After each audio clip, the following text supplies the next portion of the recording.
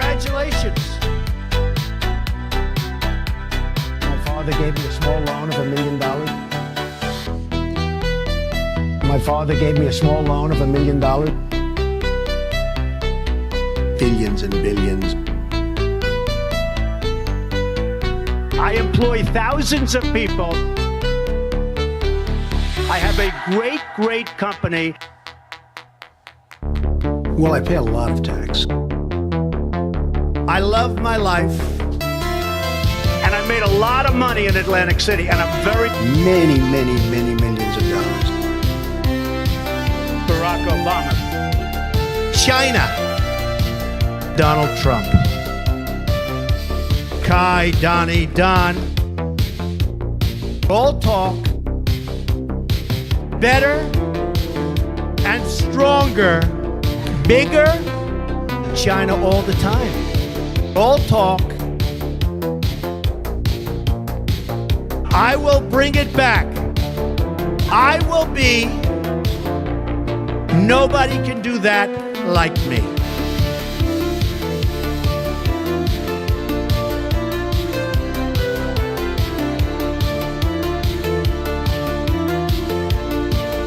We don't win anymore.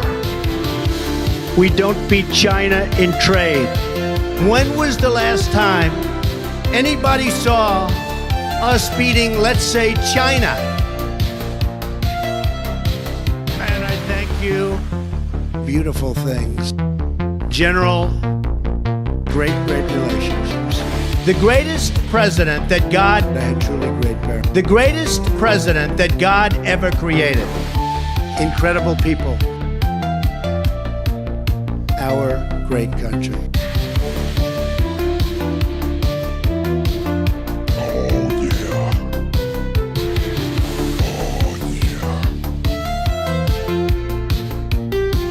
Very long and very hard. Oh, fuck yeah.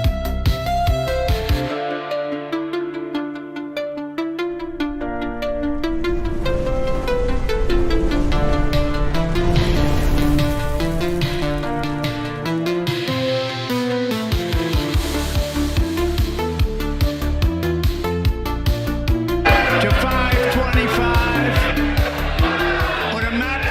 Almost completely red. Chair now directs the Sergeant at Arms to restore order.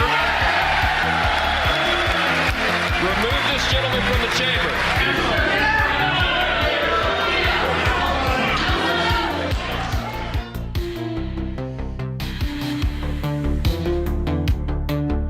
Musk's.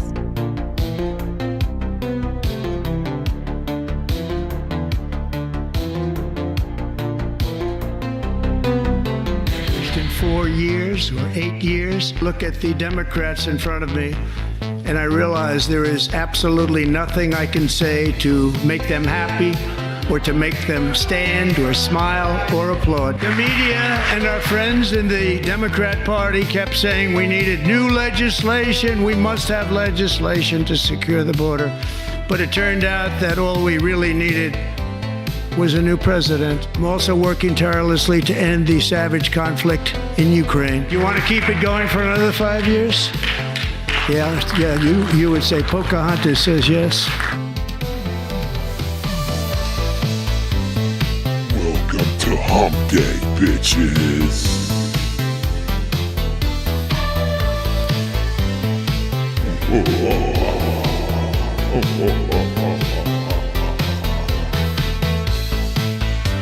Yo,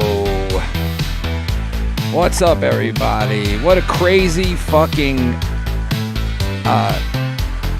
assembly. I don't know, whatever the fuck you want to call it, State of the Union, whatever it was. It was crazy. A lot of interruptions, a lot of protesting, and then if you tune in to the other channels on the main networks. I mean, it's just crazy what they're saying on these networks. It really is.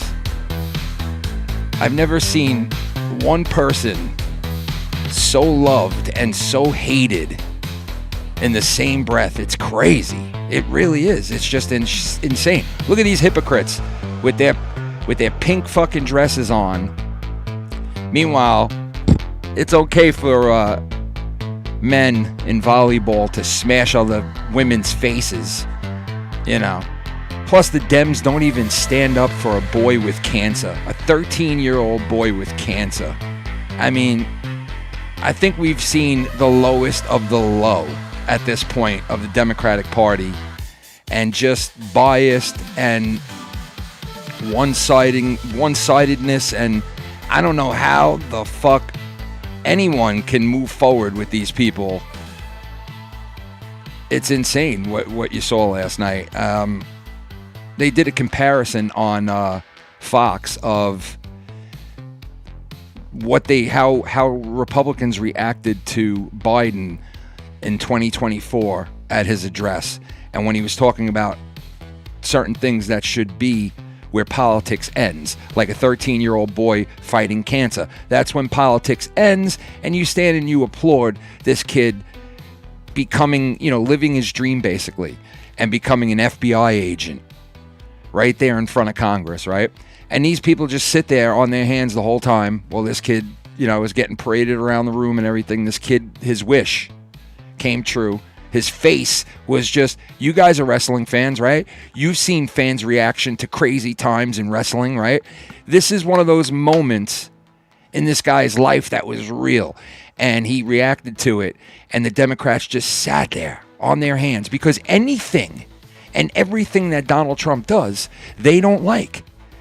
And just like Donald Trump said, which we'll go over in a little while, he said in his speech, I could fucking find the cure to a disease that would wipe out an entire nation, and I could heal all these people and save them all from death. But guess what? These people would still hate me, they'd still shit on me, they'd still be against me, and they are. And it's fucking sad. It really truly is sad that they just can't even just come to that. Just for a 13-year-old boy with cancer, you can't even just applaud that because it has something to do with Donald Trump. So it's negative. It's negative right away because it has to do with Donald Trump. Secret Service. Yeah, he wasn't FBI. Secret Service. Which the kid's face was like, I mean, it was, he's living his dream. He like got a shot at his dream there. That's pretty cool. And of course they just sat there. So it was pretty shitty of them. They were pretty shitty throughout the night, and their true colors did come out. They showed who they really are. They showed their real agenda is to basically just go against any and all things Trump. So whatever he does, you just got to go against it 150%, no matter what. And that's basically where we're at with these people. There's nothing that's sacred with them. There's nothing that is like, okay, you know what? This we need to applaud because that is something good that he did do. This evil, fucked up man that we hate his guts. There is a couple, maybe one or two things he did good, but no, not even that. And you know what's crazy? I hated Biden's fucking guts for years. A lot of us did, right? Hated Biden, right?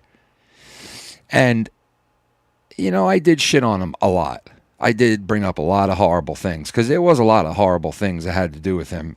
But people see it the same way with Trump. So some people, and but my point is like, he was still my president, even if he didn't win the election the right way or whatever it may be. The guy was still our president, right? And it's like, if he does bad, we all do bad. And it's like, well, what the fuck? You can't just applaud just this, a 13-year-old boy, you know what I mean? Like, who's obviously living his fucking dream.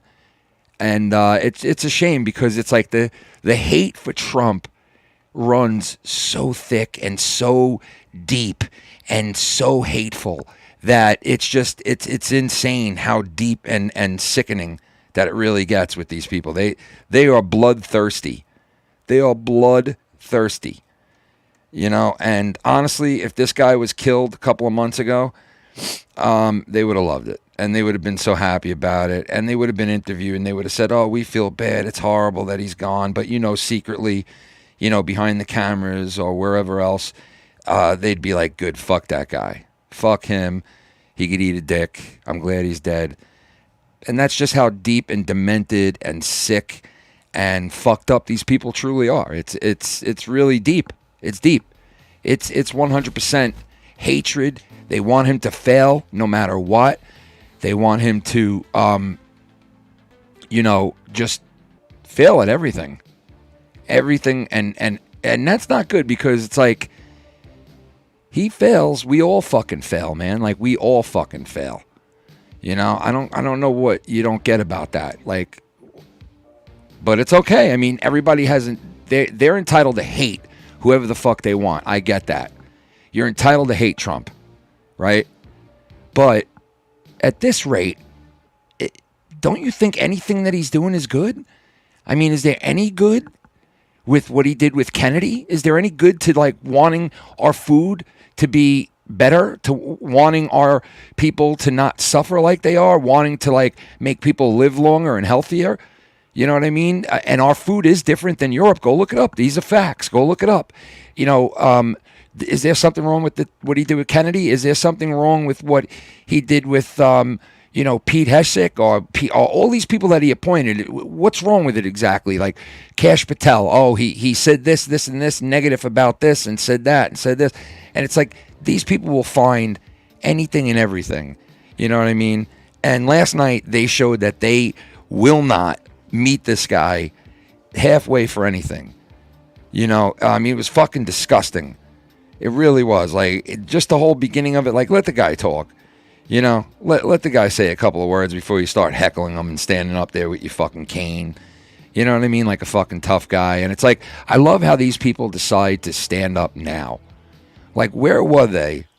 Where were they when wars started? Where were they when we pulled out of Afghanistan and we let all those people die? Where were they for that? They were nowhere to be found. Nowhere to be found. But now they want to protest any and everything. We must protest any and everything now. Now they care. But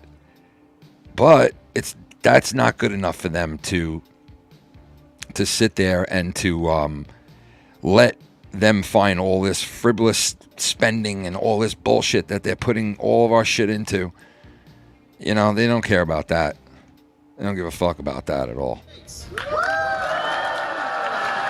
Mr. Speaker, the President of the United States.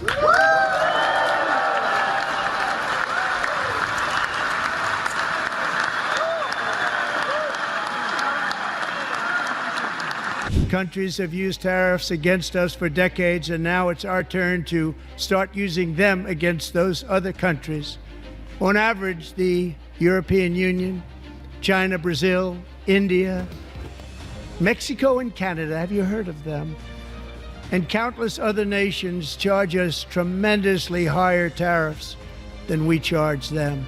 It's very unfair. India charges us auto tariffs higher than 100%. China's average tariff on our products is twice what we charge them. And South Korea's average tariff is 4 times higher. Think of that. Now, what's wrong with that? What is wrong with that? What is wrong with that? Like, they find shit to just complain about no matter what, even if it's good. Even if it's good, you just got to act like it's bad. Just do it anyway.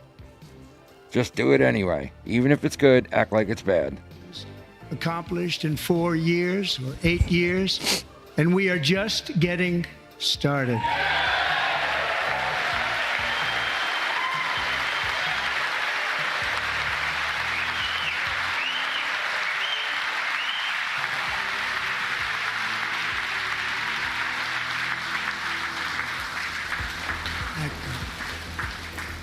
I return to this chamber tonight to report that America's momentum is back, our spirit is back, our pride is back, our confidence is back, and the American dream is surging bigger and better than ever before.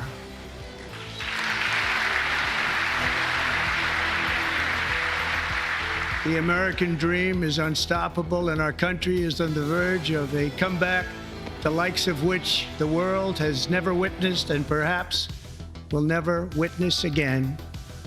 There's never been anything like it. Never been anything like it.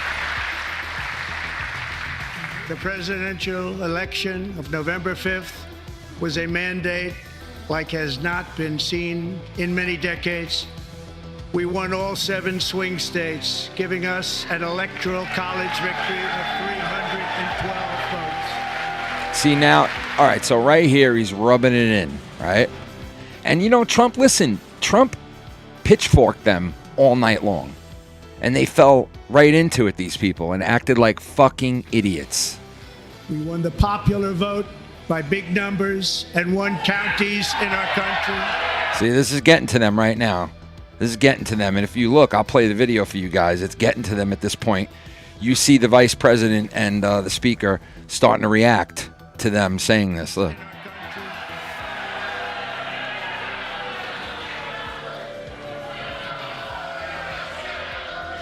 And there he is. Al Green. Tom Green's uncle. Just kidding.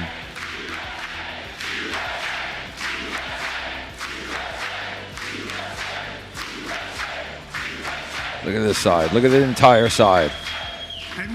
Wait, hold on. I didn't put it on screen. Sorry, hold on.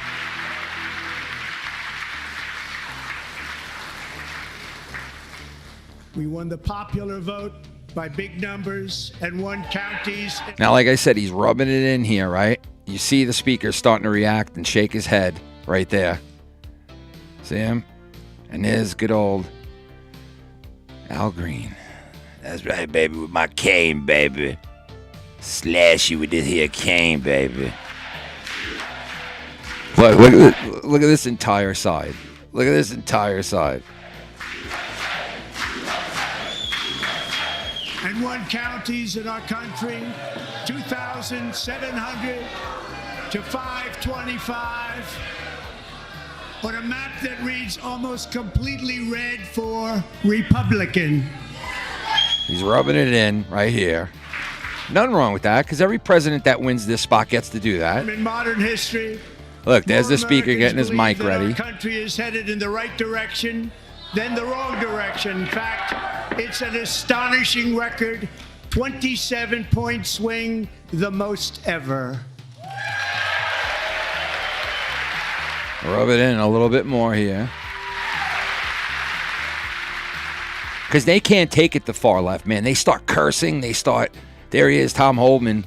Guy's just so frustrated dealing with these ignorant fucking people throughout our country. Largest one-month gain ever recorded, a 41-point jump. Rub it in a little bit more there, and here we go.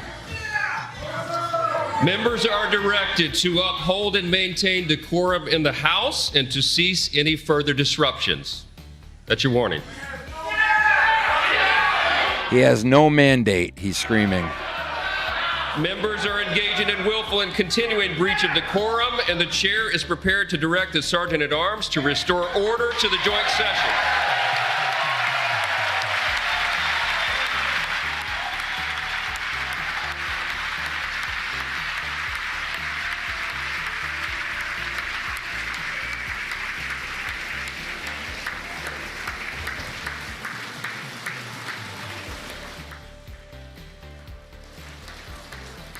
Mr. Green, take your seat. Mr. Green, take your seat. He still gave him a chance. Still gave him a chance. You know, he still gave him a chance there. Finding that members continue to engage in willful and concerted disruption of proper decorum, the chair now directs the Sergeant-at-Arms to restore order. Wow. I wonder when. This gentleman from the chamber. I wonder when. And who the fuck is this guy? Is he the Sergeant-at-Arms? I wonder when the last time they had to do this. You know, I wonder when the last time was they had to do something like this right here. Because this is fucking shameful, man. You know what I mean? Like, this is just shameful shit right here. This makes a joke of all of it, man. It really does. Fucking disgusting, man. Members are directed to uphold and maintain decorum in the House. Mr. President, you continue. Thank you. So Trump went on there for what went to be the longest speech in history by any president, beating Clinton's speech, I think in 1994. I'm not sure, but Clinton had the longest speech before this one.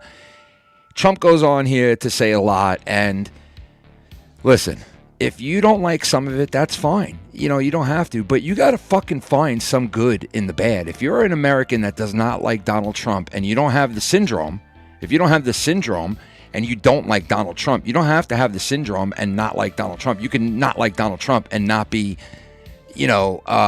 crazy like most of these people are, with the Trump syndrome.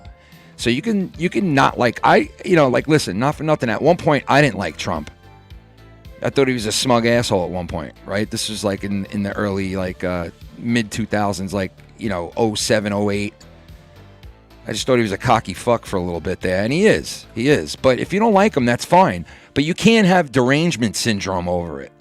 You know what I mean? Like, you can't have pure, full-blown fucking derangement syndrome over it. All right? Disliking the guy, that's fine. But when you fucking, hate somebody like these people do, you're blinded by hate. You're blinded by jealousy. You're blinded by everything. You don't think straight. And you make very bad decisions and you do very bad things when you're in the middle of hating somebody like that. We all know it. We've all done it. I've done it. We've all done it. We've all hated somebody in our lives, or hated a situation or people in a situation we were in or whatever, or you've regularly hated like just a hater. Because I've done it. I'm not ashamed to say it. I've hated. I was jealous of certain things in my life and people growing up as a kid. And it took me a while to realize that being like that just hurts you. It just hurts you. It makes you a jealous, miserable motherfucker. And you don't think straight. You think with jealousy. You think with hate. And that's what's wrong with these people. They're full of hate, jealousy, rage, envy. It's all in there. They hate this man. They hate this man to death. You get what I'm saying? They hate this man to death.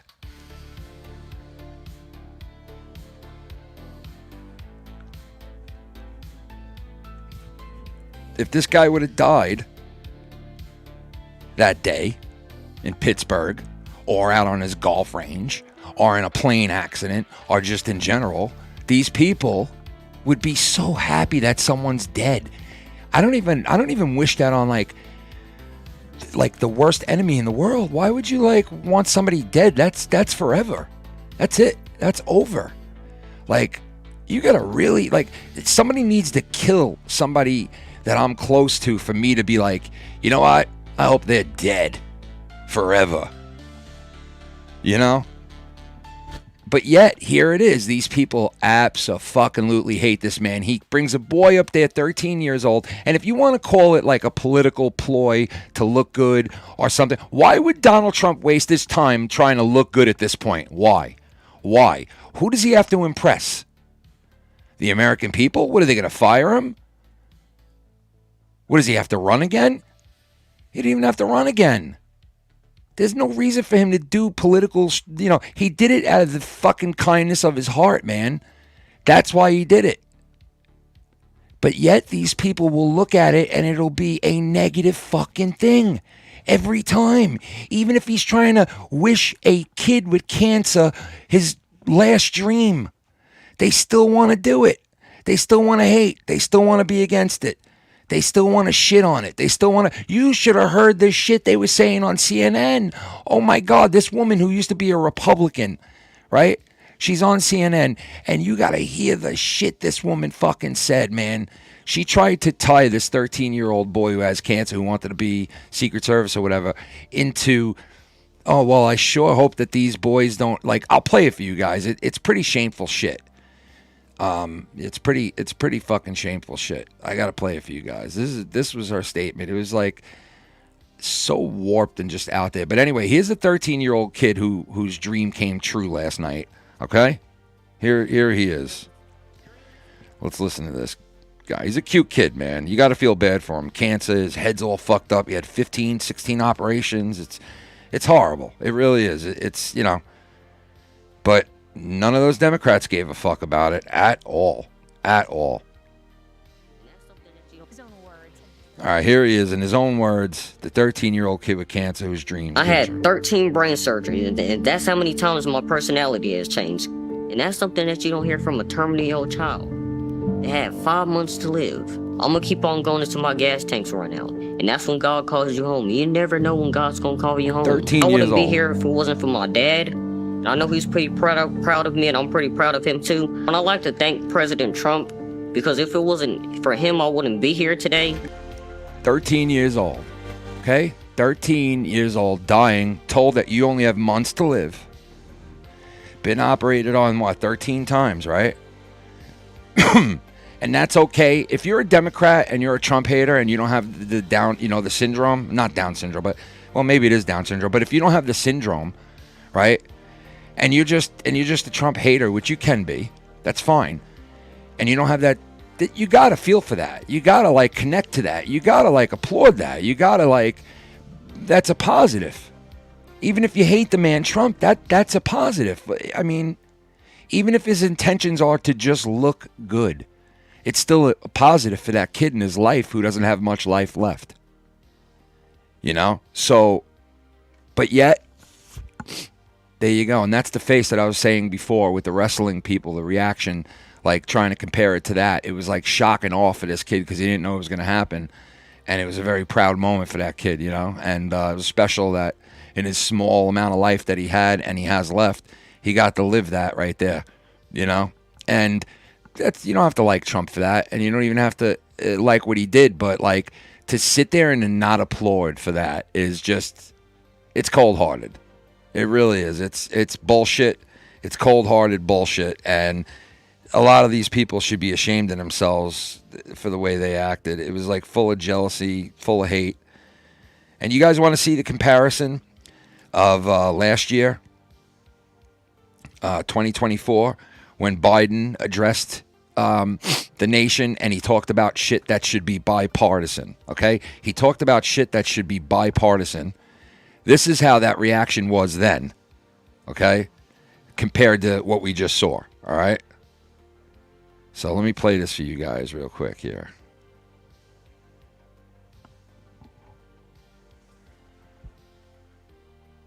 Here it is. Here's a comparison, all right? Our late friend and former colleague, John Lewis, was on that march. We miss him.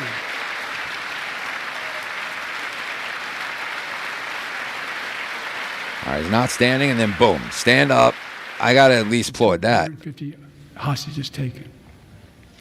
Here in this chamber tonight are families whose loved ones are still being held by Hamas. I pledge to all the families that we will not rest until we bring every one of your loved ones home. We also... See, look, bipartisan.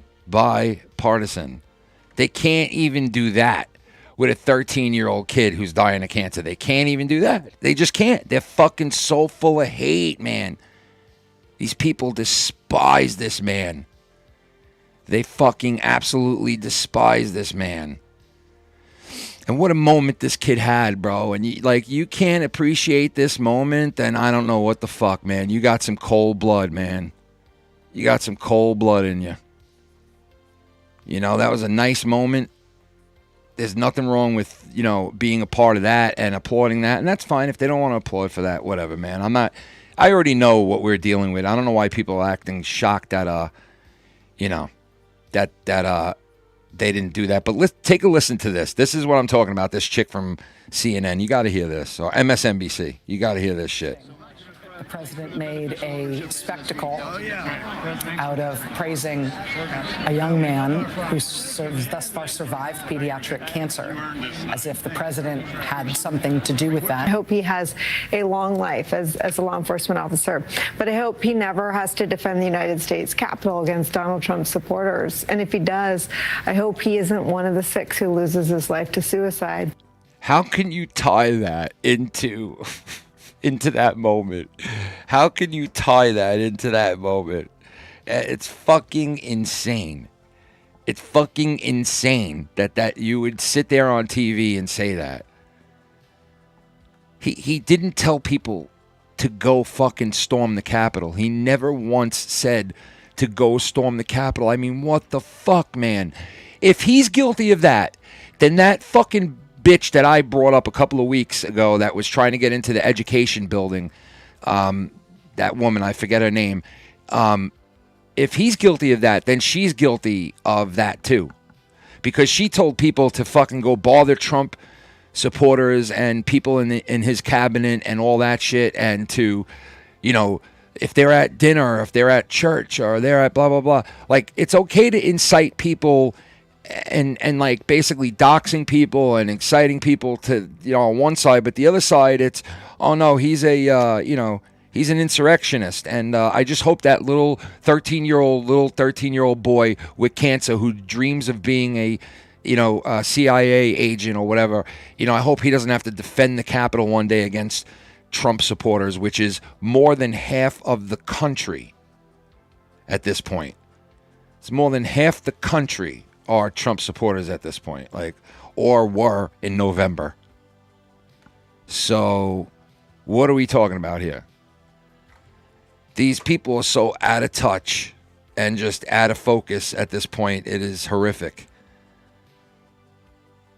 It's sad to see, like, how fucking stupid they are. We covered the Zelensky shit the other day. Well, I covered the Zelensky shit. We had a really good conversation with Dave and a bunch of other people, Bullsy and all the guys and everybody in the chat. And that was a big moment, what happened in the White House and that meeting and everything that broke down. And shit doesn't normally go that way. You know, most of the time when they plan shit out like this, it goes down and they do it and they get it done. But every once in a while, if you go back and you look at history with shit like that, every once in a while, shit breaks down and everything goes to shit. And that night, it did. Zelensky, he got interviewed. We covered the interview afterwards. He still wouldn't say he apologized. He still was acting like a smug twat. He looked like a stupid fuck what he did in the White House. And long story short, he now has sent Trump a letter where it looks like they're almost back on the same page. And they're probably going to get this mineral deal done and try to go for peace very soon. So I guess that is good news for peace in the world. You know what I mean? If you're for peace, which I think you would be, that's good news.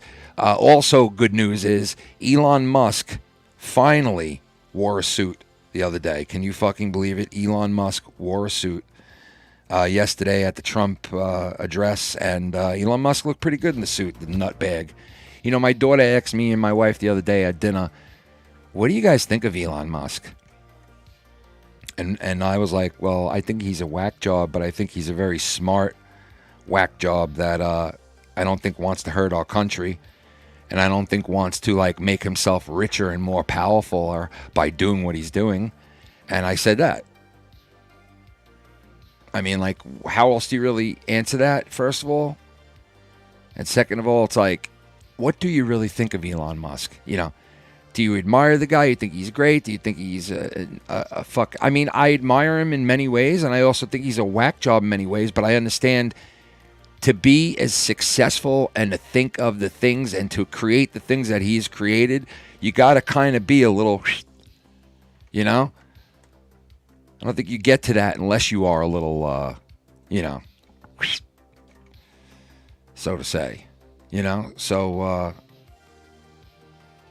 yeah, I don't know. Let me see. I don't know. Holla for that dollar. King Mukut Meow Meow Sarvadikar copyright tipped $1. Trump just showed Americans how to stand up for yourself and to lend, never not dealing with sleepy Biden anymore. This Trump country gang gang. What a difference though, right? Meow meow. What a fucking difference, dude. To the president we have now to what we had. My God, what a difference. It's crazy. It really is. It's fucking insane. You know, the other guy, like, even if the other guy was half awake, it's still fucking just insane. So the ex-press secretary, Jean-Pierre, who's from my area, right? She was on, where else? The View. where is the only place that this bitch can go during an interview, right, and not be asked the question, how could you have sat there and said that Joe Biden was alert and with it and on point like you did 4 months before this debate that he had with Trump, and sit there and have us think that you're not lying to us with a straight face? Like, because, I mean, what a bullshit interview she did with the people from The View. It was such a bullshit interview if you saw it. And also, on the Canadian front, dude, Justin Trudeau is an asshole, man. That guy is a fucking asshole. I'm sorry. I hope my Canadian people don't take offense to me saying this, but Justin Trudeau is an asshole, man. The fucking press conference he had the other day where he called Donald Trump Donald, okay, first of all, it was so disrespectful and just fucking stupid.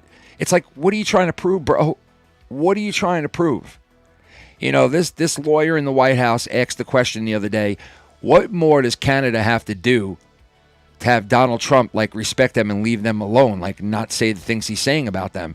And the press secretary was basically like, nothing really. I mean, like just clear up your border and make sure that fentanyl is not coming over the border. And the guy was like, well, he is doing that. He is taking steps to clearing the border of fentanyl and shit. And she was like, well, listen, there's still, go tell that to the families of kids that are still dying in the U.S. from fentanyl that's coming over the Canadian border. And the guy was like, well, I mean, they can't possibly stop it all. And she was like, why can't they? Why can't we have 0 deaths from fentanyl from Canada? Why can't we? Or at least close to that. Why can't we? And, you know, he didn't really know what to say after that, because it's life and death, man. It's life and death. Stop the drugs coming over to our border. You're a whole different country. Make sure that nothing's getting through. And if you can't do that, then obviously we have an issue. What is so fucking wrong about that? What is so wrong with turning around and putting tariffs on other countries that tariff the fuck out of us? What is so wrong about that? I don't get where that's like, what is so wrong with going and stopping all this bullshit spending, billions of our money, billions of dollars of our money, going to things that we don't even want it to go to? It shouldn't be going to. We don't agree with. We want nothing to do with. Like, what more? And these people still sit there and say, no, there's no mandate to Trump. No, the people don't want this to happen. No, the people do. 70% of people on CNN, watching CNN, 70% of people watching CNN last night said that it was a damn good address to the nation and they liked what he had to say. 70%. What the fuck does that tell you?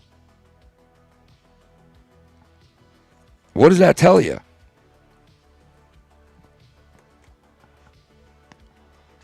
%. That's not a mandate. What is? What is a mandate then? If that's not one. 70%. I don't think America's been 70% behind anything in the last fucking how long?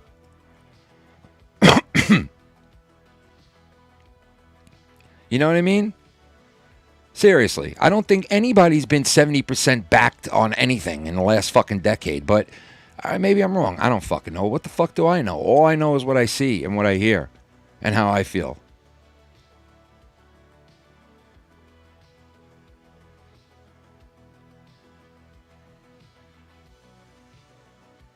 When your hate for one man is greater than your love for your country, you might be part of the problem. Fucking exactly, bro. That's what I'm trying to say right there. That's exactly. And shout out to Darth Bullsy in the chat. He had a stream earlier today. Go check it out. Show him some love. Subscribe to the channel. He talks politics just like me. I love you, Bullsy. Shout out to you. Yeah, but that is the truest statement that I've heard in a long time right there, man. When your love outweighs your love for your country, for your fellow American, for, you know, basically everything, you know, what do you expect? What the fuck do you expect, you know? So the hate, and let me tell you, man, if you're a Star Wars fan, then you'll know what I'm saying. Yes, embrace the hate. Let the hate flow through your body. All of these Democrats, they're letting the hate flow through their body. Look at them. Look at them. Just look at them. Look at them.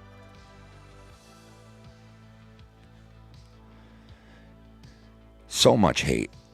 So much fucking hate for one man. It's crazy. Can't do no good. Can't do no good at all. You know? No matter what. Come up with the cure for cancer. Our country is in serious trouble. I beat China all the time. So, yeah. No matter what, man, this hate will never, it'll never be gone, you know, for this guy until he's gone. And when he's gone, they'll just transfer that hate over to the next person who believes in the things that we all believe in or even remotely close to that. And they'll hate on that next person, which will probably be Vance, as it looks now already, early on. And they'll just transfer that hate over to him. And they'll fucking hate him. So it just, you know, it just goes round and round. All the time. All the time. Goes all over the place. And whoever is going to rise up next, be very careful. There's going to be a lot of fucking hate for you. Be careful. Be very careful. Big. Yeah, serious. Cameras all over the place. Yep, constantly watching you. Do you have cameras in the strangest places? Like in the toilet. Fake news. Outside your house. Fake news. On cable networks. Fake news. On each show on CNN. Fake news. MSNBC. Fake news. Even fucking Fox. Fake news. I mean, everywhere you turn. Fake news. You go on the internet. Fake news. You go watch this. Fake news. You go over here. Fake news. Some more over there. Fake news. Everywhere you go. False and fake. Everywhere you go. False and fake. Everybody. Fake news. Give me a break. Do we ever have good news? We had a lot of good news last night, man. They're finding all this shit, and they just, you know, look at the guy in front of him right there with his cane. Who's sitting in front of him? Adam Schiff. Put all these fucking... This bitch... I mean, all these people on the Democratic side look like they just went through fucking hip surgery. Every single one of them look like they went through hip surgery. They're old enough. They all have canes. They're all sitting there shaking. They're all sitting there not clapping. They all have, like, epileptic seizures every 5 minutes. You know? They're all holding up fucking signs with rapist and this and that on it. They're all miserable and upset. No one's smiling. They're all unhappy and pissed off. And, I mean, Jesus Christ, you ever seen a more fucking sadder group of fucking people in your lives? They all look like they fucking went through hip surgery, every one of them. And Hacken's bad. He's fantastic. Fucking, it's disgusting, man. It really is. The Democrats are fucking old, decrepit, out of touch, and just fucking, just gone. Just fucking gone, man. It showed last night. It really showed last night, man. It showed so much last night, man. It was just ridiculous. Yo, shout out to Talvich in the chat. What's going on, bro? What's up, Steve? Yeah, it just showed so much last night. It was just...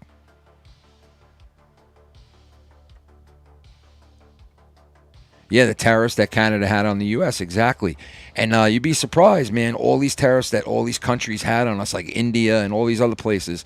And it's like, what do we just sit there and let them fucking just, you know... Because you know what it was? They were all getting fat off of us. They're all like, hey, they could afford it. They'll do it. You know what I mean? Like, fuck it. They'll do it. They could afford it type of thing. And they've done it for years. And no president, no administration has stepped up to say, you know what, fuck this shit. Let's it's going to hurt, because it is. It might hurt a little. It might go a little bad where we see a little fallback from it and shit gets a little more expensive, even more. But I think in the end, like a couple of people were saying in the chat last week when I was on, and a couple of messages that people sent to me, I think things are going to straighten out after a while, because there's going to be so much on the back end coming back to us that it's going to be really good for Americans and to afford things and maybe buy a home or pay down their bills, pay down their credit card. You know, who knows? Who fucking knows? They're talking about giving everybody a check in the U.S., but even if they don't do that, then pay down some of our debt and like bring everything down to where things are way more affordable. That would even be a great thing too, where you go into the stores and all of a sudden prices are like slashed, you know, a quarter of shit off on everything. And you're like, whoa, this was $20 last week. It's fucking 11, 12, 13 bucks now. You know, that would be fucking nice, right? I mean, so I wouldn't mind seeing that. Listen, do I want a check? Yeah, that'd be nice. Give me a $20,000 check. That would help me out fucking. That would be a blessing in my life. For that dollar. Yo, Gabe, what up? Tipped $1. Good evening, Ken. What's up, I may bro? not agree with your sports teams, but I agree on everything you say about politics. Did you see Bernie Sanders walk out during and what he said after? Yeah, Bernie. Bernie's a fucking idiot, bro. I didn't hear exactly what he said after, but I saw him walk out with a couple other people. But yeah, I know. Listen, my sports teams suck, bro. I have nothing to brag about. All right, maybe the Mets I could brag about a little because they're supposed to be really good this year, and they look fucking really good. But all my other teams suck, bro. So like, let me wallop in my own fucking shit shame. My Green Jets and my Islanders, they suck. So, but yeah, politics-wise, man, you know, listen, I'm just on the side of common sense. I'm just on the side of like what's good for us as a whole, for Americans. I'm America first. I love my country first. Over my president, over a lot of things. Over a lot of things, I love my country first. All right? I could put things in order, without a doubt. I could put things in order. My family and my friends are first and second. If you want to say that, I would consider them first. Family and friends. You know, my job is like second, third. You know, because that's what gives me life. And then after that, I would say, is my country. You know? And then my personal beliefs are after that. Like what I feel politics-wise is even after my country. Because if I have to do what I have to do for a Democratic president that I don't like, if he was voted in legit, that's my president. That's just the way I feel. And if Joe Biden was my president, he was my president. He served 4 years. He was my president. Whether he got there legit or not, he was my president. I hated his guts, but I would never wish death on him. And I sure as hell wouldn't interrupt him at a fucking, you know, something like this. You know? And listen, these people are all one-sided. Like I said, Jean-Pierre was on The View. It's the only place she could go to be interviewed that she knows she ain't going to get asked that question, right? Or get pressed on that issue. And she went on there and she said all this crazy shit. The one girl did ask her, hey, you know, everybody told us that Trump was a threat to democracy for so long. Where are all these people now saying that? Like, how come they're not saying that? How come they're not worried? How come they're not like, and she was like, they are worried and they are blah, blah, blah. But, you know, they're not saying that now because like, he's already president. And like, and they're like, yeah, but what the fuck does that mean? That was the closest they came to like questioning her on anything. And it was like so one fucking sided, man. It really was so one sided. And I was just like, God, man, like what? Is Fox that bad? As bad as that? MSNBC and CNN, is Fox just as bad? I think it is. I kind of think it is. But maybe I'm wrong. I don't know. I kind of think it's like there's bullshit on both sides, you know? It's like but The View is far, far, far, far to the left. They just, you know, Democratic talking points. You know, if you're interviewing somebody like I don't even live in the continental United States anymore. I'm in the Baja. Underscore Goon tipped $5. Hey Ken, I've been loving the random weeknight streams lately. Solo Ken talking politics and whatnot is peak Ken. On a random note, what are your thoughts on John Cena becoming a bad guy? That's good, man. Thank you so much, man. Shout out to the one and only the continental United States anymore. The underscore Goon tipped $5. Hey Ken, I've been loving the random weeknight streams lately. I don't know why they played Solo twice. Ken talking politics and whatnot is peak Ken. On a random note, what are your thoughts on John Cena becoming a bad guy? I don't know why that played twice, but thank you to the goon, the one and only. Yeah, I've been coming on, weeknights now. Like, I'm not going to come on for hours long, but it's nice just to come on for like 2 hours, 3 hours, or, something like that. And a lot of shit has been going on, so I wanted to cover a lot of this stuff that's been going on for the last couple of weeks. It's been heating up, and it is a very interesting time to be alive, As far as the John Cena stuff, I think it's a no-brainer. I think you kind of got to do that because you got to give, some of these people that are baby faces a new, somebody new. You know what I mean? Something new, somebody new to throw into that other side. So I think it was a good move. I do, and he's never did it before, right? Well, I mean, in the beginning he was bad, but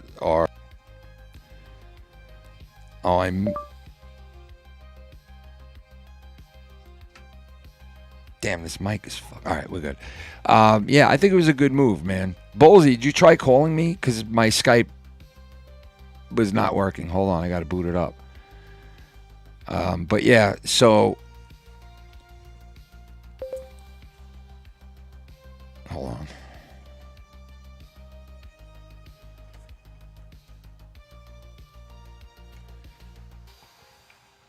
All right, let me boot this up here. Boot. It's a boot. Let me boot this up here. A boot. What is this all about? Yeah, I saw Schumer as he was sitting there with his fucking that fucking look on his face last night. Like I said, I want to see what Bernie Sanders said. Hold on, let's check this out. Bernie Sanders' reaction. Let's see here.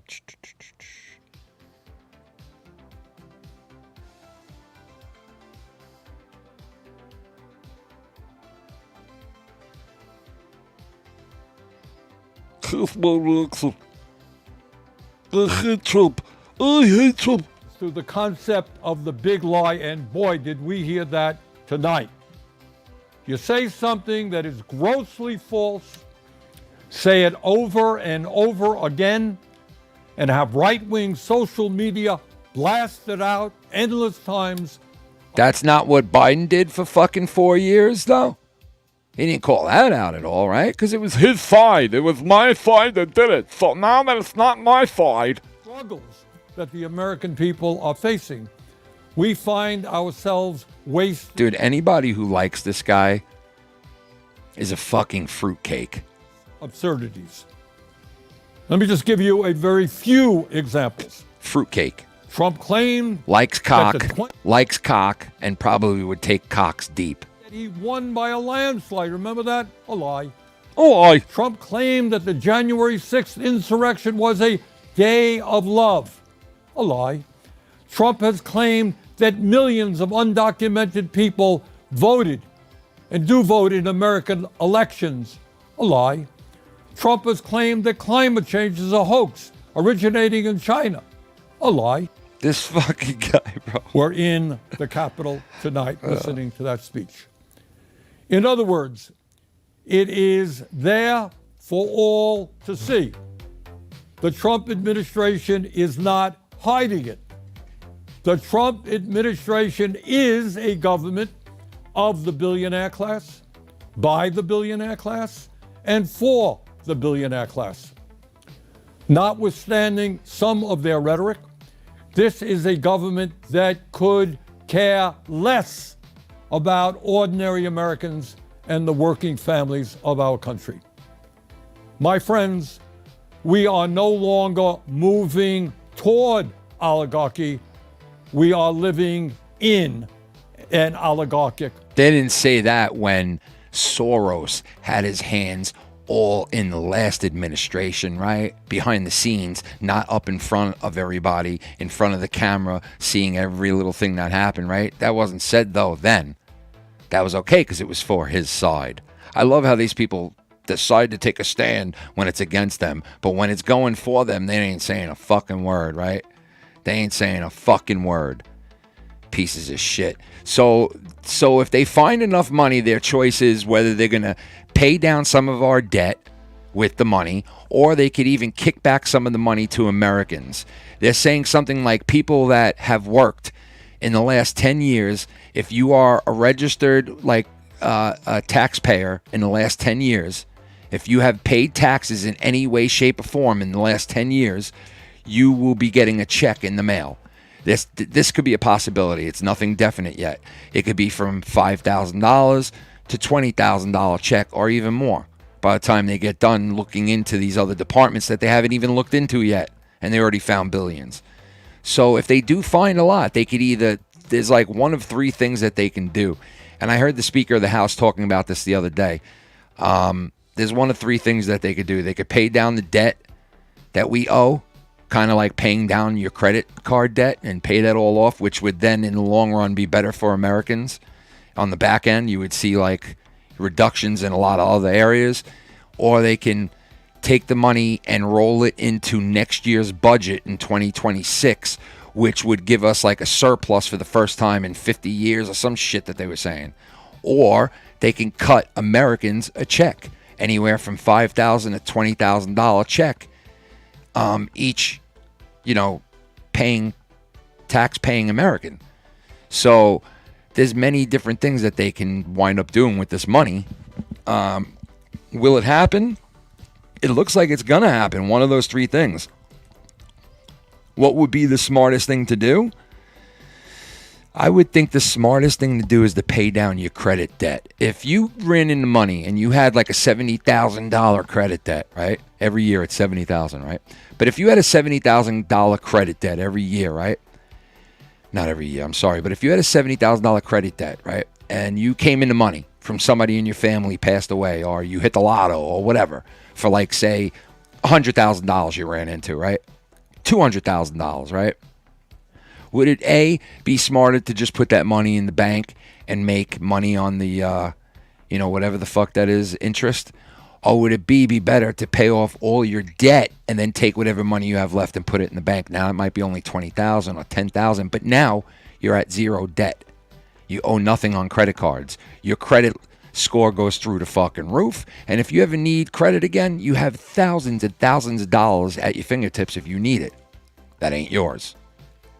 So I don't know what the smartest thing to do is because I'm a dummy, but this is what they're saying. And it sounds smart to me. I mean, they're like thinking reasonably, like a homeowner or somebody trying to establish themselves in this country financially would think. It just sounds normal. And here's the word that basically will describe Trump 100 years from now. Here's the word, okay? He's so many different things, but this word is probably the best one. Common sense. Or is that two words? Common sense. Common sense. I'm just thinking of common sense. Like, what would you do common sense-wise? And this is what common sense would be here. You have tons of shit going out. You don't know where the money's going. Why not look into it all? Tighten up the hatches on all of it. Why not? It's common sense. Why not pay down your credit debt or give Americans money? It's common sense. Back in return with finding all this fucking illegal shit. Common sense to clap for a 13-year-old kid with cancer whose dream just came true. Common sense. I mean, am I wrong? It's common sense.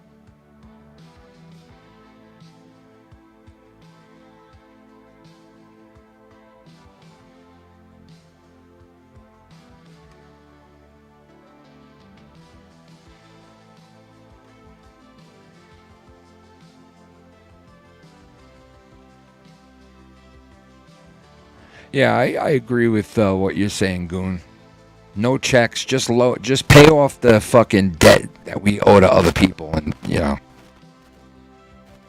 pay off the pay off the debt that we owe to other countries and other people, whatever the fucking deal is with that.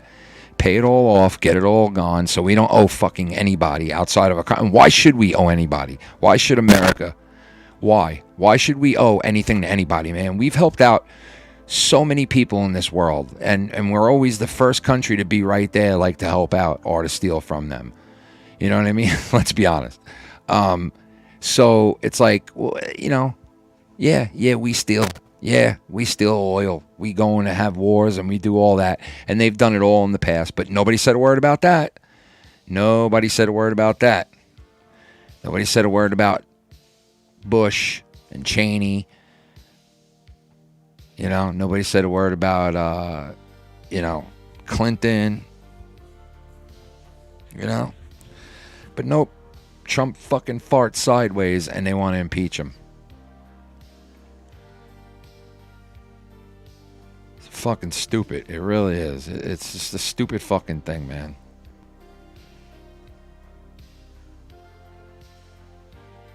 Stupido. All right, so you know, John Cena's heel turn. I think it's a no-brainer, right? A lot of people didn't see it coming. Ballsy, did you see it coming? I came out of nowhere. I fell from the sky. I was a nuke. Did you see it coming? No? Or not? No? No. Right? It came out of the sky, right? So nobody really saw it coming, right? Right. So I would think it was a good move then, don't you? I think so. I mean, it adds excitement to, you know, and it kind of puts like people in a different bracket now. You could have, you know, Cena square off on so many different people now. You know? Honestly, I wasn't too like. I mean, there would have been much better cases. Don't get me wrong, to turn Cena heel, like even back in 2011 when he was feuding. Oh yeah, I get that. I remember when people were saying, "Oh man, this would be the perfect time for him to turn heel," and he never did. But yeah, better late than never, though. Yeah, better late than never. Yeah, that's what I'm saying. At least we're getting it now. Yeah. Especially, I think WWE needs a good storyline to get some more eyes on the product. Is he gonna be, dude? Is he gonna be like fucking The Rock's like little henchman now? I don't know for sure. I mean, at the time, I was thinking like, at the first time when Raw debuted on Netflix, I thought it was gonna be like a storyline where the whole locker room beats up Cody Rhodes, then the Rock comes by and drags Cody Rhodes by his hair out to the arena to strips him of the title. So I was reading this thing on this like message board on WWE thing, and the guy was like, he's gonna be like with The Rock now for the next while, and they're gonna make him like, you know, bow down to The Rock and like fucking be like The Rock's little bitch. And I'm like, really? That's like what they're gonna do? Like they're gonna make John Cena be like a little bitch now? Really? That's what you're gonna go with? That doesn't really sound compelling, to be fair, because these guys were feuding back in 2012. That's what I'm saying, but you know, it could be a situation where they're gonna do that with him, and then at the last minute they have The Rock fuck him over, and I don't know, who knows? But I think it would be a fun storyline. Don't get me wrong. Yeah, who knows? I mean, who knows where they could go with it? But the bottom line is, not a lot of people saw this coming, right? So I mean, it was a swerve that was pretty good then. I would say it was a swerve that was pretty good too. Yeah. I think as far as like that goes, especially like I said, I think WWE needs like a good storyline to get more eyes on the product. I think turning John Cena heel probably was the best move in that scenario. Yeah. I don't know. I'm not looking forward to Cody versus John Cena. I don't really care about a 17th title reign from John Cena.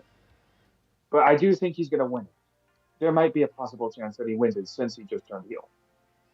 So you're saying he's eventually probably going to win the title? Yeah, like at least he might win it at WrestleMania and have a heel run with who's going to take him down. I think that's the route they may have gone. I don't think he would have won it if he was a babyface. They would have had him chase it a lot longer, like up until SummerSlam. Yeah. But since he's a heel now, he might just win it at WrestleMania altogether. So. Yeah, I mean, either way, it's a little, it's like a twist in what people were predicting for the next year to be with John Cena. It definitely throws a snag into all the predictions that all these people had. Oh, this is what's going to happen with Cena for the next couple of months. This is how it's going to go down. Yeah, they didn't know shit because he just turned bad. So all the analyzing and all these people coming on live thinking they know every fucking thing and they got the inside scoop and they tell you what's going to happen, they were all wrong. Because none of them saw it coming, right? None of them did.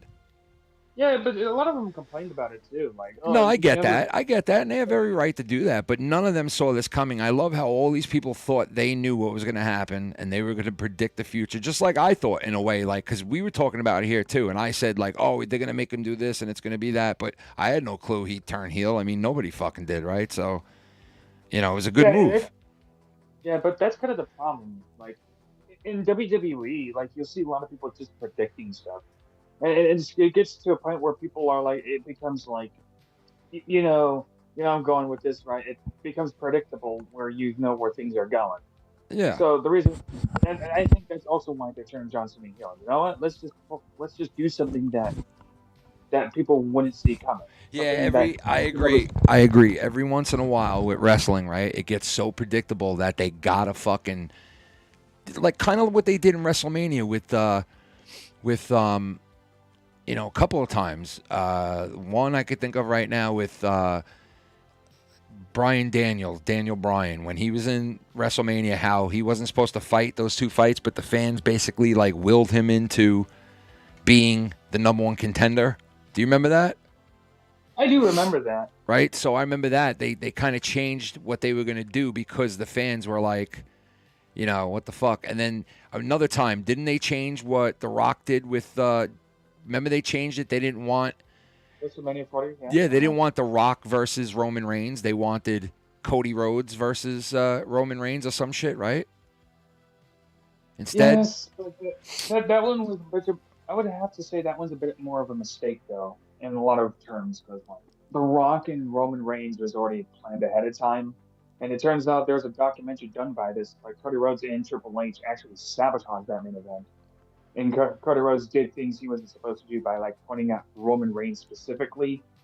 And at the time when Cody Rhodes said, I didn't want to challenge Roman, when he was facing and The Rock came out and faced him, Cody Rhodes was supposed to be smiling, but he had a frown on his face. So like he put on a disappointment face. So it was, they definitely sabotaged that moment, and that made the fans want to see Cody. And that was the whole thing. It was sabotage for this. And there's a documentary on that? Oh, yeah. Where do you see that? Where can you see that? I think it's on Netflix. But at the end of the day, I don't even live in the shit, who do we got here? United States anymore. Oh, autism awareness. Autism_awareness tipped $5. Hello, content creator. Thank you on behalf of the American Autism Society for your support of citizens on the spectrum. There you go. User Kitten nominated you for recognition. Oh, Please thank you. accept this small donation as a thank you for being a champion against hate. Oh, thank you. Thank you so much for that. I so appreciate it. Danke Shane. Fuck knows, bro. I don't know, dude. But okay. Yeah. So. There was a documentary. But anyway. There was a documentary done on it, but I'm not going to hate on Cody Rhodes too much. But the original plan was supposed to be Rock versus Roman Reigns. It just so happened people demanded it to be Cody. So, yeah, I mean, maybe it was one of those situations where they felt they had to, too many people knew what was going to happen with, and it was predictable, like you said, with the whole John Cena run. But then again, it wasn't, because you had people like me and Abel Salas who were saying, no, he was saying one thing, I was saying the other, because, I mean, he would know better than I would, but who knows now what they're going to do? Who's going to be his #1 guy that he's against? It's going to be Cody Rhodes, right? That's what I'm thinking. But to be honest with you, I don't know if that would be a good feud. It might be in the long term, because Cody Rhodes has held that title for a full fucking year now. I did keep up with the product and see how it goes. So dude, the storyline is Cena getting so desperate for 17 that he finally turned heel to win the title. Then he will lose it at SummerSlam to Punk, and then see the error of his ways, and will return to babyface again. All right, well, I mean, because Cena has to retire. Cena has to retire as a good guy. Yeah, I would agree with that. I would think Cena would have to retire as a good guy. I don't think he would retire as a heel. I really don't. Do you think he would? I don't know, man. He might retire as a... I don't think he would retire as a heel, bro. I think if it was up to him, I don't, you know? No. It might be one of those cases where, like, okay, The Rock and John Cena and Brian Gorski is the one that usually writes The Rock's, segments, right? So yeah, The Rock is part of John Cena. So I'm pretty sure, like, they might end John Cena as a heel going in because he was babyface for so long. Like, for so goddamn long, they might think, what if we end John Cena's career as the most diabolically piece of shit heel? Oh, shit. After being the biggest babyface in the company for so long in the PG era. What if that would be fucked up. That would be unpredictable.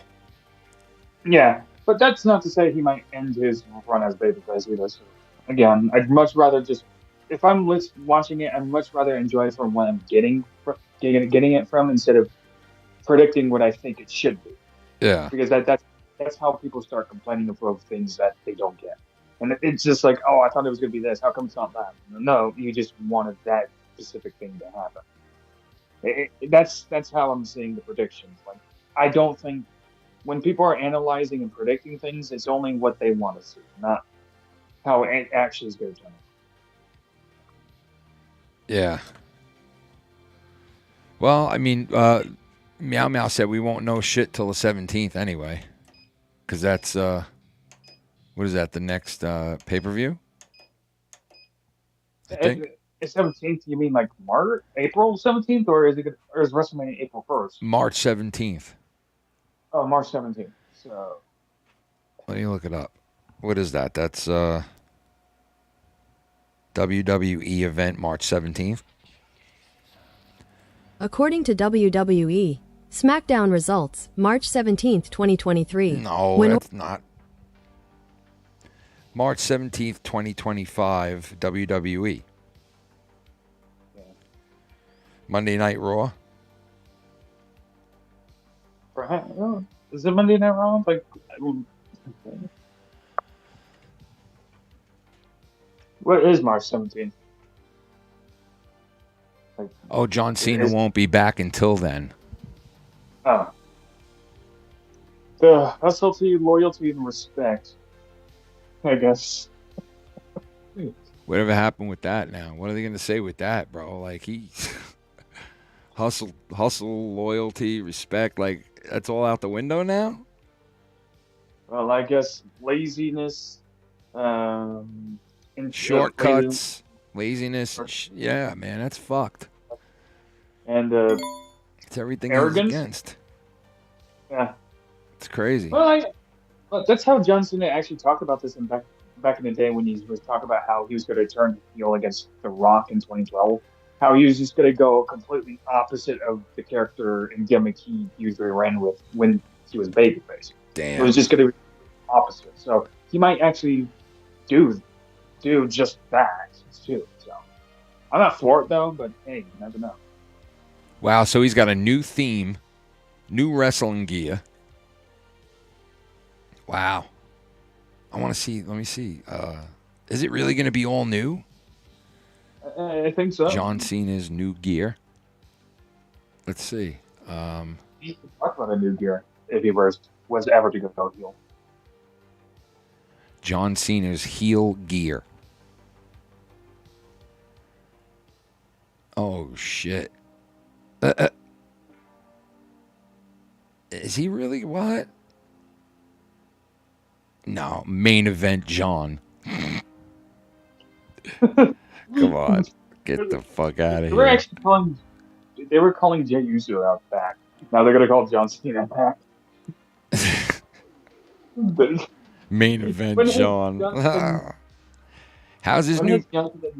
So nobody's heard the... So not yet, but he has to come out All new. Yeah, I would think that. I would think he would reinvent. You know what I mean? Like all of that. Is gonna be. He's probably doing some new song right now, or some shit, some heel song. There's already like AI generated it.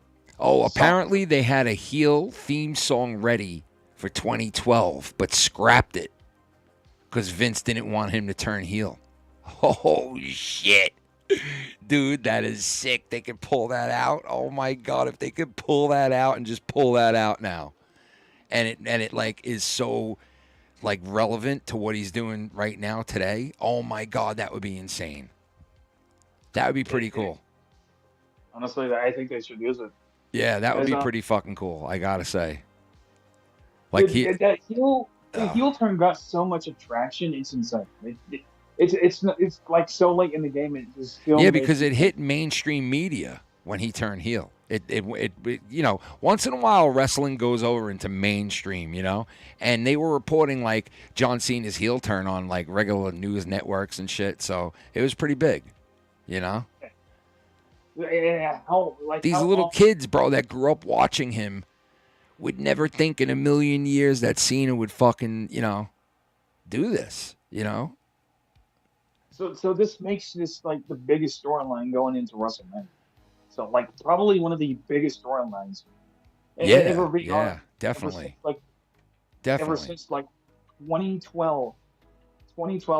They've been waiting. 2010.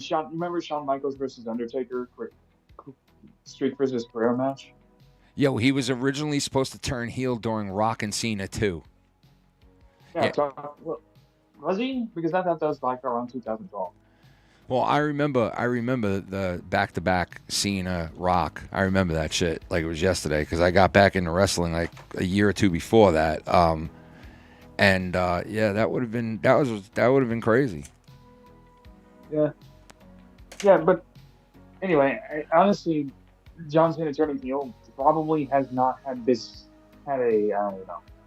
has never had this much big hype going into this like in the past 10 years, honestly. I think they made the right fucking move, man. It's going to bring a lot of eyes and a lot of like, you know, new things they can do to the show, you know? Yeah. And honestly, I hope John Cena becomes more of a full-timer because, honestly, I think WWE needs it too. Like, again, late in the game, but it's something WWE needs like ASAP. Yeah. They need someone like John Cena. Well, so it's a good thing then. It is, I would say. I know some people are pissed about it. Like, why would you make John Cena heel? Blah, blah, blah. But it's like, why not? Like, you know? Kind of a no-brainer at this point.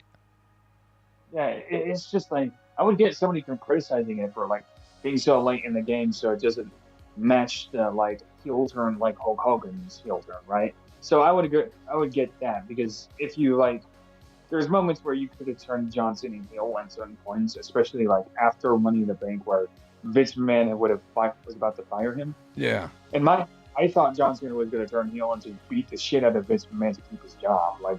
And I thought that was going to happen, but instead it turned out with Triple H becoming in power, narratively speaking. You get how that went down. Yeah. But that's what I thought was going to happen, but it never did. So Cena won't be back till the 17th. That sucks. But but hey, that night though, you'll probably get to see the whole new fucking Cena come out on Monday Night Raw. So it'll be pretty exciting to like. Wait for the anticipation to see what he's, you know, now coming out like and what his attitude is and like all that shit. Because is he going to go hard at this? Is he going to go full-blown fucking just over-the-top heel? Or is he going to like kind of go heel but not fully, you know? Who knows, man? I hope he just full-blown piece of shit. Is he going to be scumbag heel where he's like, yo, I'm not really heel, but yo, I'm doing whatever I can to get that 17th championship. I don't give a fuck anymore. I'm not wasting time. I got 1 year left or I got like a couple of matches left and you know what I mean? Like, I wonder what like angle he's going to take, you know? That'll be interesting to see. Here's the angle I hope they may take. And this is just me wishful thinking. Like, I was kind of hoping in Netflix debut that they would strip Cody from the title for a multitude of reasons. One, let's be honest here, the ratings for pro wrestling in general were falling. People were losing interest. So I was hoping like The Rock just comes out. Well, it starts off with the locker room beating up on Cody Rhodes, and then The Rock grabbing him by his hair and dragging him out to the arena and stripping him of the WWE title, right? That's what I was hoping. Something like that. Dude, holy shit. Imagine it was Batista. You'd have The Rock, Batista, and Cena, Hollywood guys, all three of them. That would be fucked up. Well, yo, Batista, dude, Batista is such a fucking fag now, bro. He was on the whatchamacallit, the Oscars the other night, and he turned so movie now. He is so Hollywood now, Batista, bro. It's so weird. It's so weird. Dude, the guy got a sex change, and now he's a twat. He's got a fucking VJ right down there now. He's got a fucking fat, muscly vagina down there now. Yeah, he issued a petition to be in the women's strip club, and said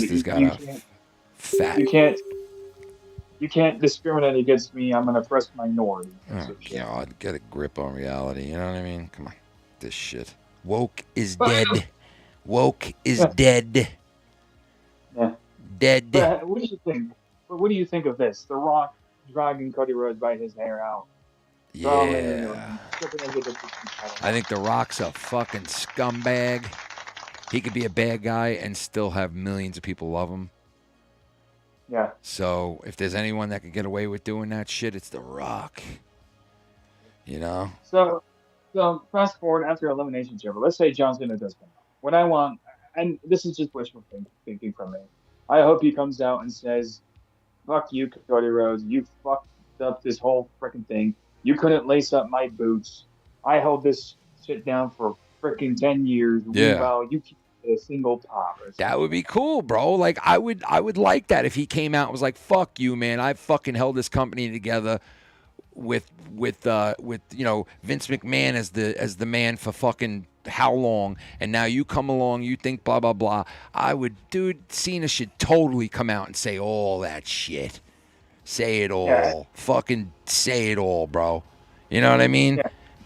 He should just I hope he lays into Cody Rhodes. That would be awesome. Yeah, like funny. Fuck you, Cody. You left here because you were a little bitch and you were pissed off that you weren't the man, and it took you to leave here to have to come back. You know what I mean? Like to get to stray away from here and make another company and to come back to fucking take my spot, which I am now going to slap you around before I retire and take my spot back.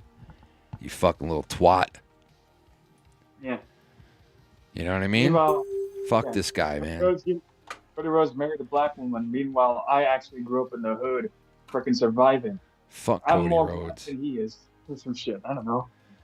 You know what? Fuck Cody Rhodes, bro. He's annoying. When I heard him talking about his fucking face like the tattoo that he got on his neck, he goes, The Rock's got the thing on his chest, and so-and-so's got this. And he's like, where else could I get it? That blah, blah, blah. And he's like, yeah, you know, my neck. Yeah, right where my collar ends. And then he goes, after I got it, you know, right away, I was like, oh, shit, what did I do? Like, dude, you don't get a tattoo unless you 100% it means something to you. You don't just get a tattoo because, oh, the other wrestler's got a tattoo in that spot, and this spot, and that spot. I should get one here. It just sounded stupid to me, his excuse of this tattoo. And I was just like, wow, what a fucking tool bag this guy is. I didn't realize it, you know? Like, damn. Yeah, honestly, dude, that guy did more. Okay, that's just how he is, dude. Keep in mind, he literally bought a ring for like a small indie promotion back in Africa, even though their whole basis was mud wrestling or dirt wrestling. So he decided to buy him a ring. Really? I mean, that's cool. It is cool, but Yeah. their whole freaking gig was like dirt wrestling, so they freaking slammed each other on little dirt. Yeah. Instead, he's like, "What if I buy him a ring? I'm such a good guy."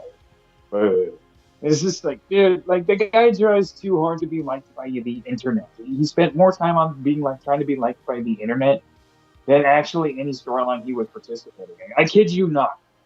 The guy literally took a photo bathing with his dog. I don't know why, but he did that. The fuck? I guess like I guess he loves his dog that much. God. Sorry, Brent. He's marrying his favorite dog, Pharaoh. Oh God. Cody Rhodes has just been weird like that, but it's to be like trying to be liked by the WC. I don't know why, but He's a fag. Yeah, that's it.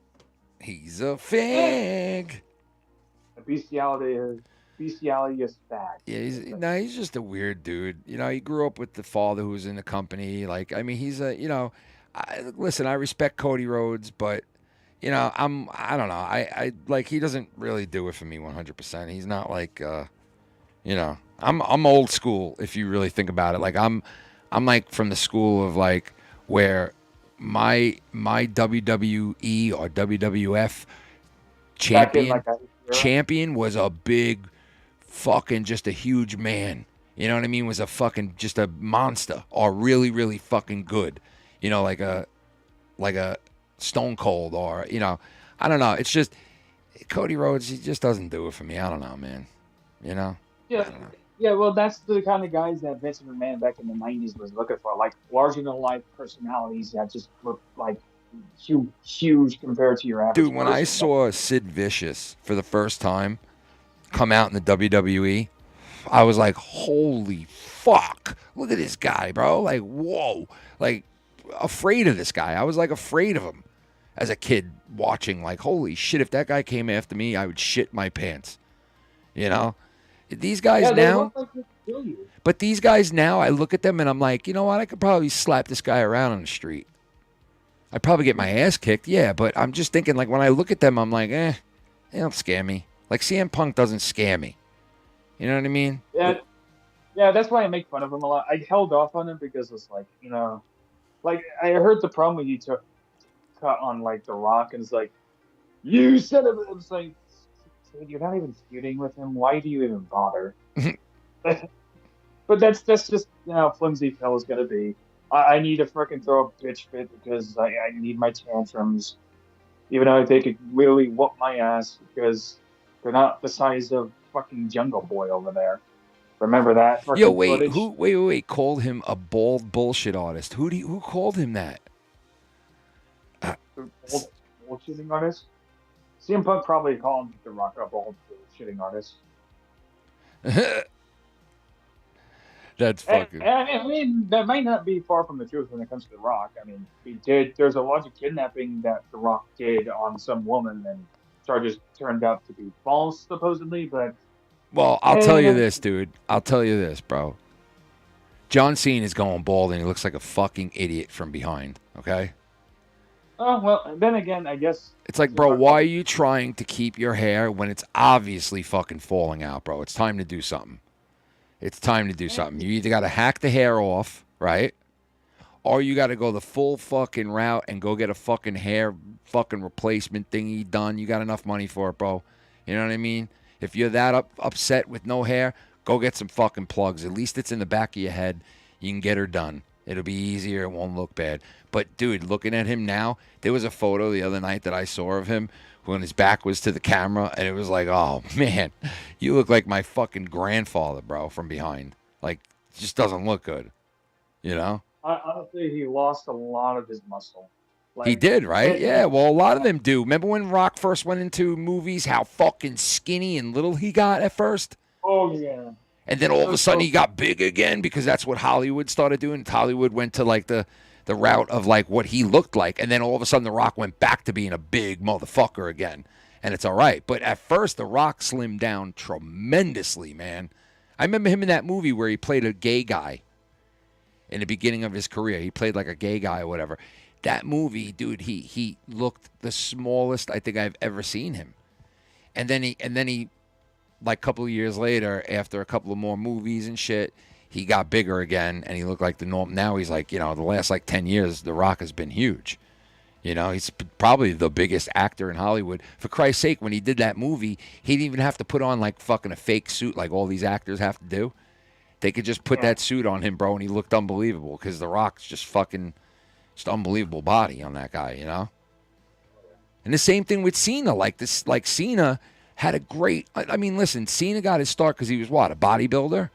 So Cena's, Yeah, Cena's body's always been in fucking tip-top shape, you know? But now, yeah, he looks a little different now, man. He does. Yeah. Back in the day, John Cena used to be a bodybuilder. Like, then he discovered pro wrestling. I could do that instead. Yeah. And he went in as the prototype. You know, The like, prototype. I swear to God, I've seen some Fucking of his work weirdo. as a prototype. A fucking weirdo that he thought he would fucking like make it as the prototype. Yeah, it's a great idea. I'll be the prototype. Yeah, okay. Great job. He left so hard because every time he was a heel back in OVW. Don't get me wrong, he actually performed well, but every promo he got was just freaking nonsense. He would just like go around acting like a psycho dude, just picking fights with people. He once upon a time took a bowling ball and bowled it into Randy Orton's ball sack. It's just like, Yo, Cena was in Ready to Rumble? Really? Back in 99? I didn't know that. I didn't even know that. That's funny. Type, though. I can imagine Vince McMahon's freaking reaction to hearing that. It's like, what the fuck? You're not doing that goddamn movie. God damn it. What the fuck is the prototype? Fucking god damn it. The prototype is the future. Well, imagine he went back to the prototype before he retired. Came out one night as the fucking... Imagine he comes out Monday night on the 17th as the prototype. He's like, yeah, this is me. This is my heel turn. I'm the prototype now. You fucking whack job. You remember when he first debuted to Raw? He's freaking... Like, everybody was pointing out how his ball sack was hanging out from his underwear. So I was like, damn, that's just sad. I'd imagine you'd probably go back into that group.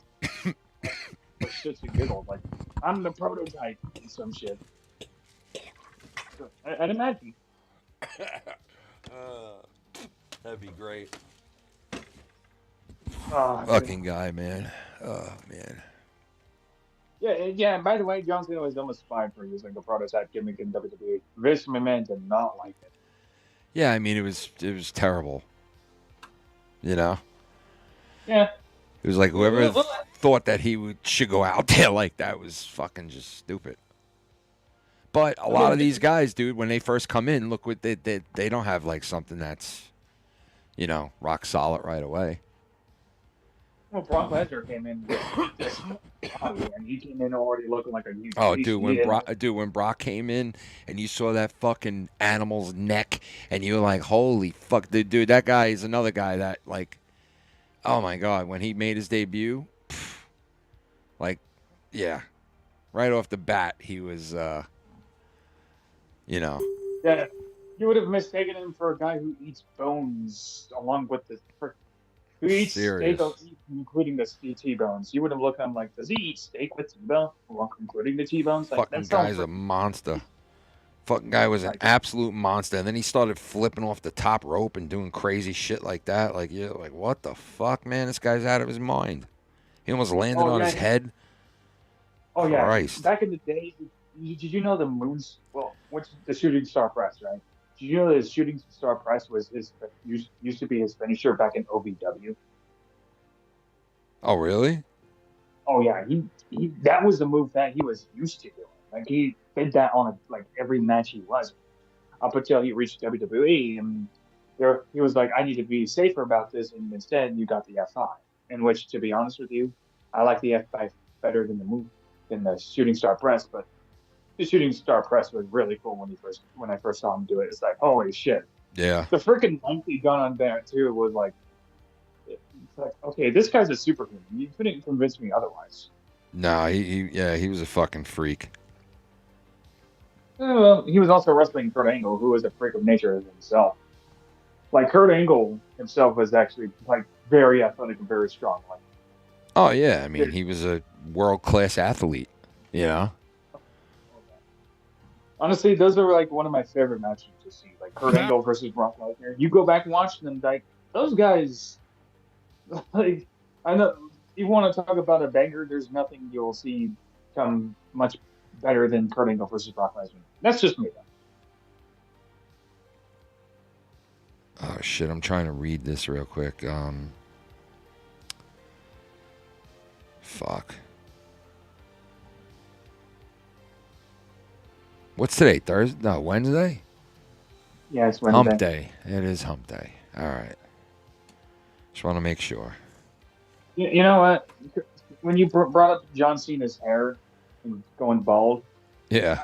the first thing I imagined was him shaving off all of his hair, then grabbing a black expo marker and drawing on his freaking head. Remember, what's his name did that? You just mentioned him. What's his name? Fucking Kurt Angle. Yeah. Kurt Angle, yeah. Remember when Angle fucking drew when he? That was the fucking best, bro. That was great. Yo, when Kurt Angle was with Stone Cold, and those two were together, and they were both heels, considered heels. Dude, that was some of the funniest fucking shit ever. Some of the funniest shit came out of that. But in my head, I'm just picturing John Cena drawing not just the hair on his head with an expo marker, but I also see him giving himself a Hitler mustache. Like, just putting right there and just like, and then he wonders, what else should I wear? But then he decides this is good enough. But then he comes out to like German music and just marches Nazi style and goes, Sprechen Sie Funk. Oh, shit. Like, oh, shit. All right. Okay, what were you saying? If Johnson had put like a Hitler mustache on himself, drew hair on his head, then came out to German music. Fucking like idiot, bro. Came out as Hitler. Yeah, like, that's his heel turn. I'm Hitler. Fuck out of it. I think that would work, bro. Trust me. Yeah, that's what I'm thinking. I think he should just go for that one instead. Just like, I'm Hitler. I'm Trump.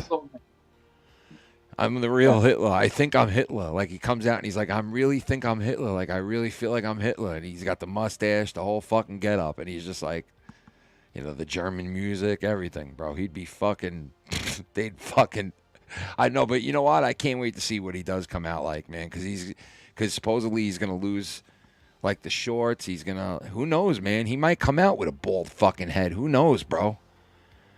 I mean, he's having an identity crisis. Dude, who knows what he's going to come out with, bro? Who knows? I can't wait to see it. I'll tell you that. Yeah. You know? That's just, yeah, now I just want Johnson to have an identity crisis where he just thinks he's Adolf Hitler. I just want him to do that. He goes around just threatening anybody he thinks is Jewish. And he goes, for instance, he turns to a fan that wears a hat that looks like a Jewish cap. Is like, he immediately wants to beat him up or something. Are you Jewish? Are you Jewish? I don't like this new John Cena. Christ. Yeah. Well, Hitler was actually a Satanist, so John Cena wouldn't like Christ. Hearing the word Christ, he'd be like, ah! It just make him freaking shriek. God. Let's hope that don't fucking happen, please. Well, you know, you never know. I'm kind of wishful thinking. Man. I hope he pretends. They're talking about fucking Trudeau calling Trump Donald, and that press conference he had. Did you see that press conference he had? I did, but I also saw several ones where he was like, "Well, it's not Americans that are the enemy. It's Donald Trump, and us Canadians are tired of Donald Trump." Gabe tipped $1. There are rumors of Shawn Michaels saying that he has 2 matches left in him. And Art Styles says he will retire at 50 years old. HBK vs Arj at WrestleMania? Wow, I mean, I doubt we would see HBK at WrestleMania. I don't know. But then again, you know what? Stone Cold had a match, 2 years ago? Nobody thought that would happen, right? Basically. Yeah, you never say never. Kurt Allure. The Kurt Allure. Who knows, man? I mean, anything's possible in wrestling, right? So you could see that. You never know.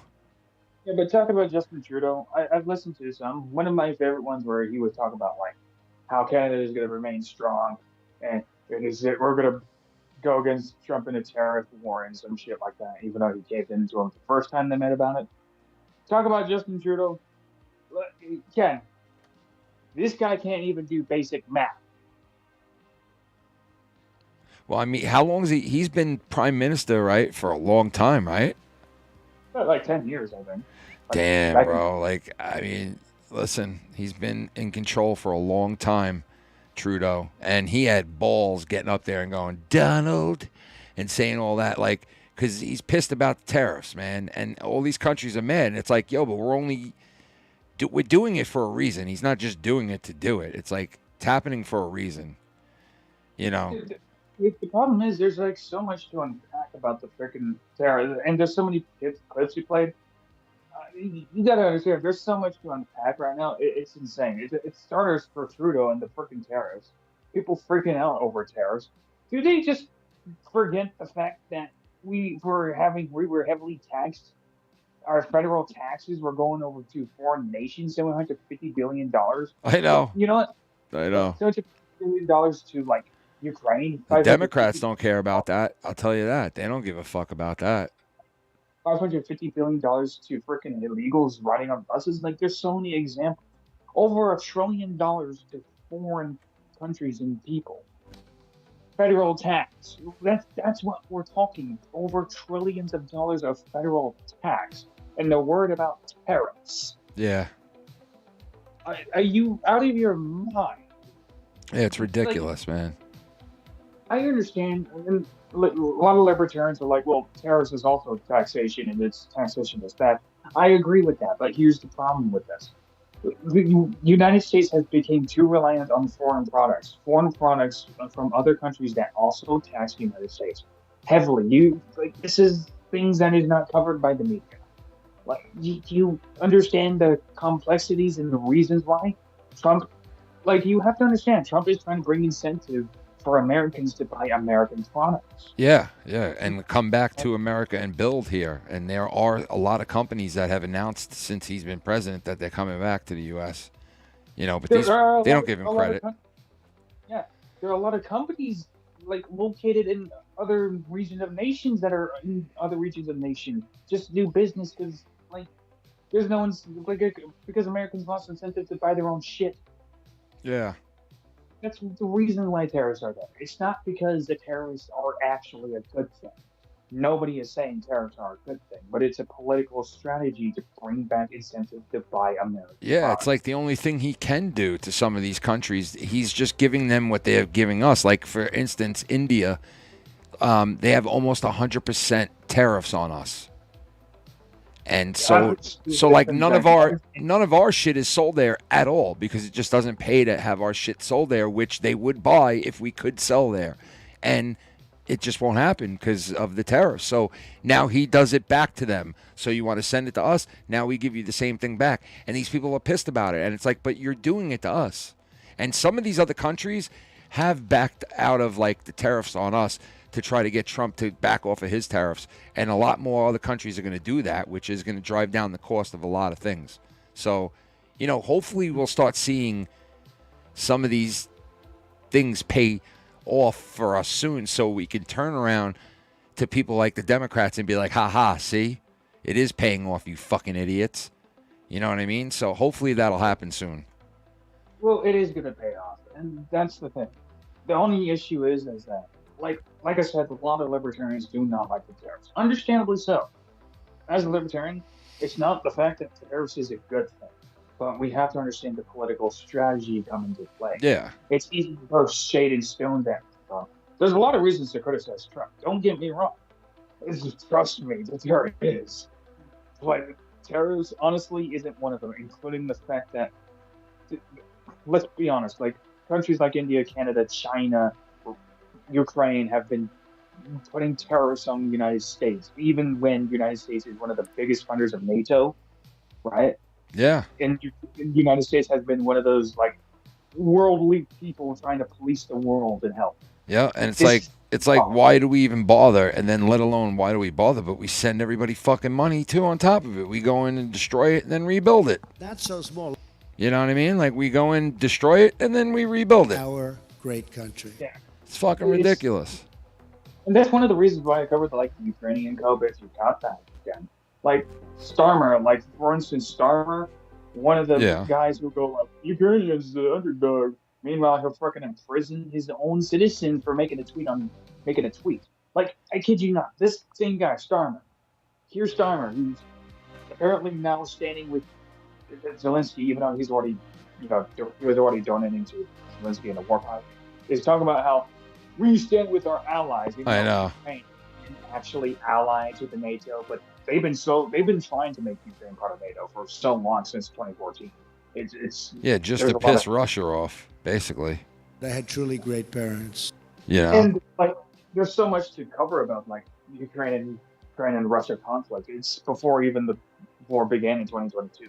Yeah. There was a proxy war back in 2014, especially with the I don't care. With Russia, and Ukraine was already having like Britain, German, France, United States, etc. It's just a complex shit of doxy warfare before it, military warfare. It happens all over the world. Yeah. That's right. Starmer, the guy who was, I kid you not, like back in 2010, the guy had he was prosecuting a sex offender, right? Quote unquote, he was going soft on the sex offender. But then before then, there was a tweet on Twitter about a bomb threat. It was a joke. It was a bomb threatening joke. It was just a tweet, right? He decided to go in on this guy for like offensive and violent and hate speech for just making a tweet. And he tried to prosecute a guy just for making a joke on Twitter. Did you know? 2 years later, the charges were dropped by the guy because reporters were saying, okay, Starmer, who was part of the CPS at the time, misrepresented the Article 10, the freedom of press. So instead of going after the guy that he was trying to prosecute, he then instead goes after the press, trying to prosecute 30 journalists for, reporting that he himself, misrepresented the Article 10 by saying they spreaded misinformation or offensive information about me. This is not acceptable. Well, dude, look at that guy, John Taffer, or whatever his name is, from CNN. For years, he was saying how Biden was fine, had no problem. He could do his job with no problem. He wasn't, he was sharp. Now he just came out with a book about Biden's decline. And it's like, wait a second, wait. You were telling us he was fine the whole time. Now you're coming out with a book about it? Like, it's just, these people are crazy, bro. It's fucking, it's loony. It's loony. The point, that's just how it is. But when I say this about Starmer, he actually showed authoritarian tendencies and acts. Yeah, these people are crazy, bro. They don't give a fuck. They don't care that we see that they're nuts. They in their minds, they're not doing anything wrong. You know, they think they're on the right side. Yeah, and that's just how they are. Yeah. Like, the worst thing about Starmer, though, I kid you not.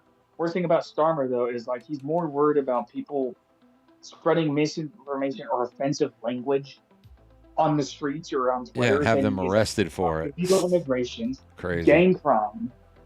Like, they have their own illegal immigration going on, and he actually actively defends them. It's just out of. Yeah, well, dude, do you remember when the vice president went over to Europe and did that whole speech? That's one of the things he was talking about, how Europe and like England, a lot of places are like arresting people for tweeting and saying things like, and it's like, yo, whatever happened to freedom of speech? The fuck? Are you kidding me?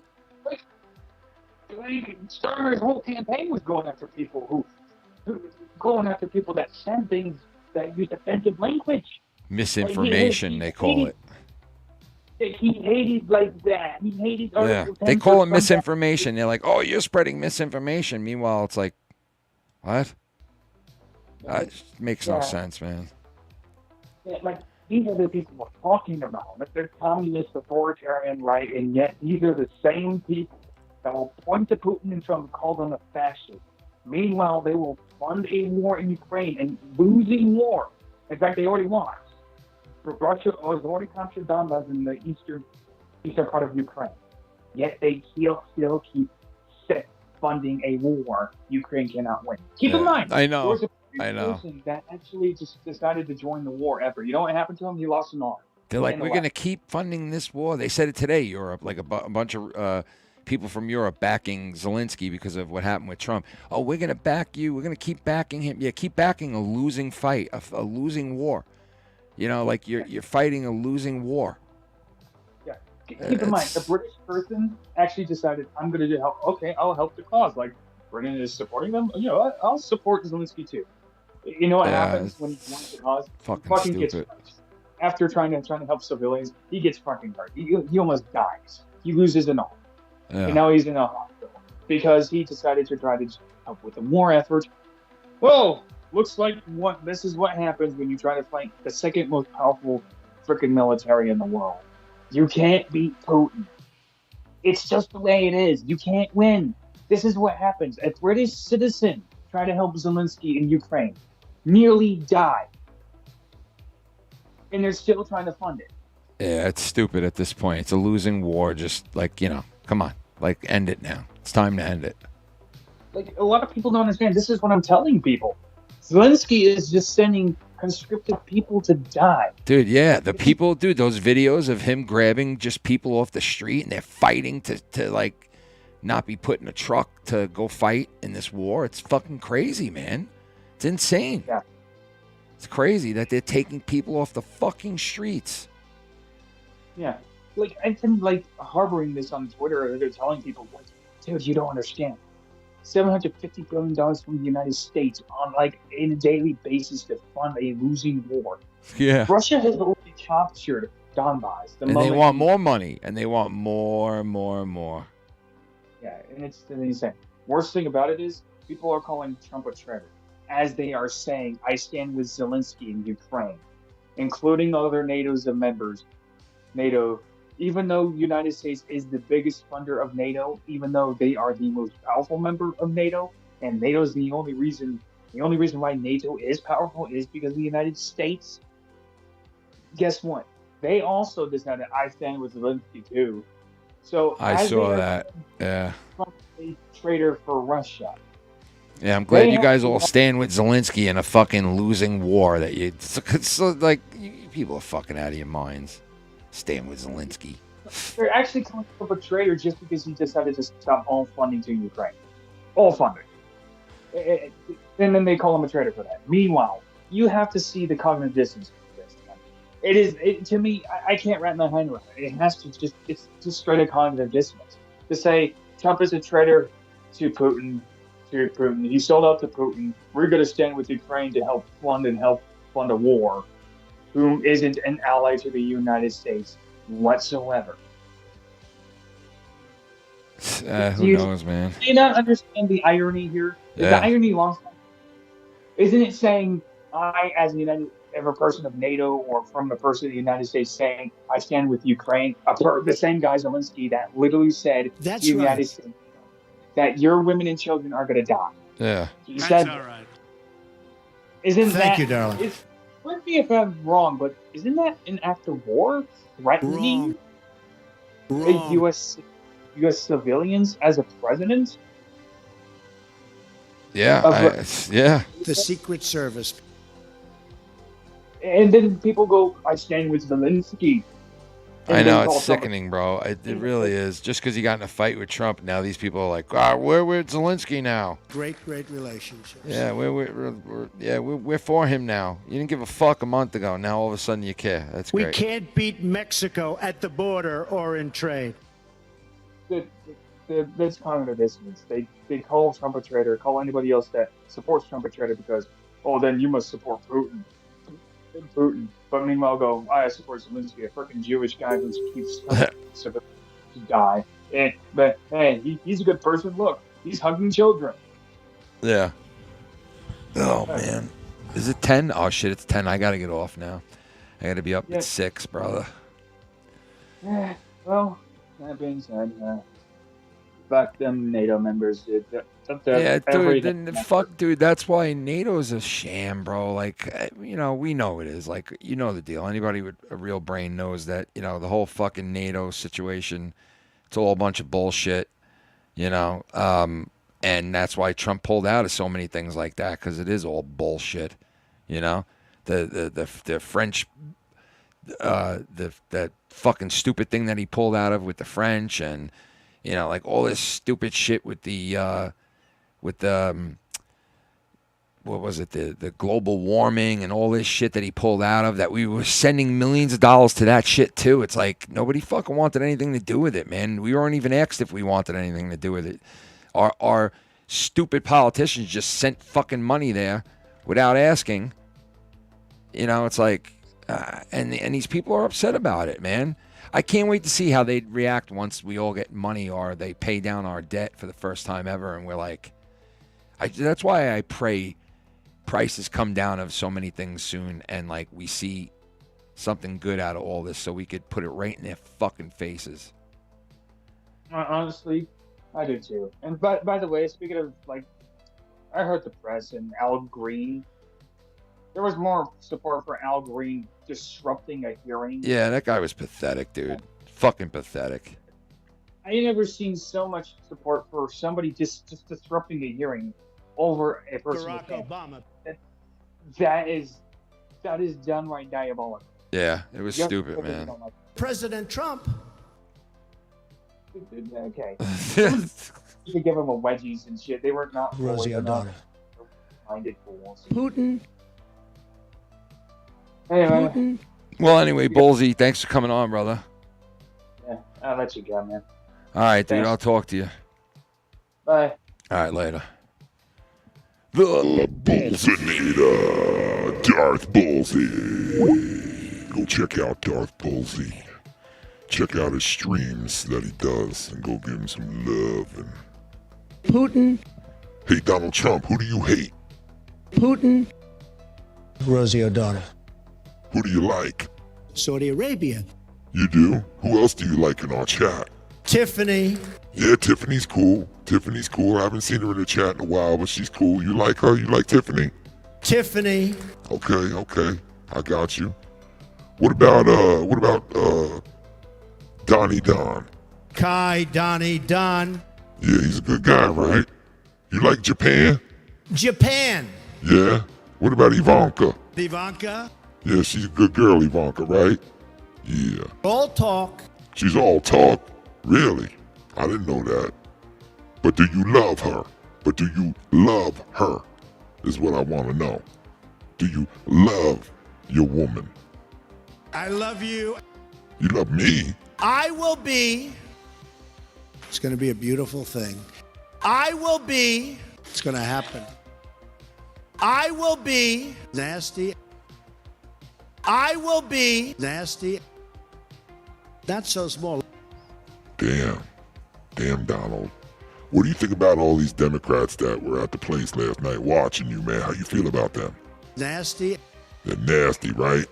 Nasty. Nasty fucking people, right? Incredible people. Yeah. This was tough. Tremendous people. What a great group. What a great group. What a great group. Yeah, real great. Thanks for clapping for the boy with cancer. Yeah, we really appreciate it, Democrats. Thanks for, thanks for clapping. Superstar.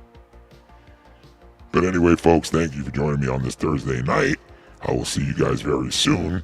God bless all you guys. Have a good rest of your week on a Thursday. And I'll be back very soon. Okay? Take it easy, everybody. Shout out to the chat. And see you guys soon. Okay? Okay. Peace.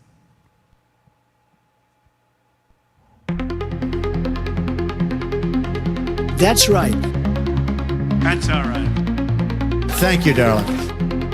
And I will tell you this, and I said it very strongly. America, and I think he's going to lean towards helping American business during this interim period of time. If they lived up to his terms, he'll probably allow them to have for this month only, and then of course April 2nd. You know, he said last night it's on April 1st, but April 2nd he's going to come out with his tariff agenda, and it is going to cause reciprocity in the world. Stop treating us poorly. So explain to us, if you could, the strategy with Canada and Mexico, because right after the inauguration, It's claimed that climate change is a hoax. originating in China. A lie. Trump has claimed that Ukraine started the horrific war with Russia. A lie. And tonight, just tonight, Trump claimed that millions of dead people between the ages of 100 and 360, I guess, were collecting Social Security checks. And that is an outrageous lie.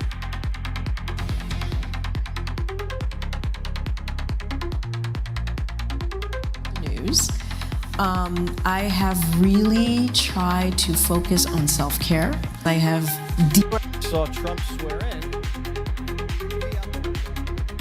The last time I've watched the news Don't rub it in. was January 20th when I was at the White House. I've not watched the news. I have really tried to focus on self-care. I have deprogrammed myself so that I could be a civilian again. You can't.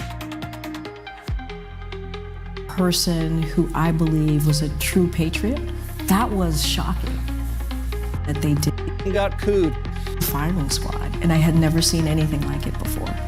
I'd never seen a party do that in the way that they did, and it was hurtful and sad to see that happening. Yes, I wanted to ask you. President Joe Biden made himself really clear when he ran for the 2020 presidential on how he felt about Donald Trump. He made himself clear in 2023 and 2024. There's no secret, as you just stated, about how he feels. I think we will hear from him.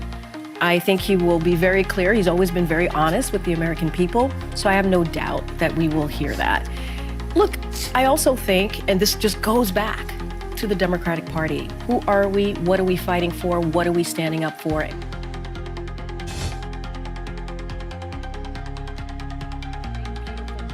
And would it have in it what you need for the border? Well, I think so. I think I met with a lot of members up on the Hill. I think they want to get us that one bill. They want to fund border security.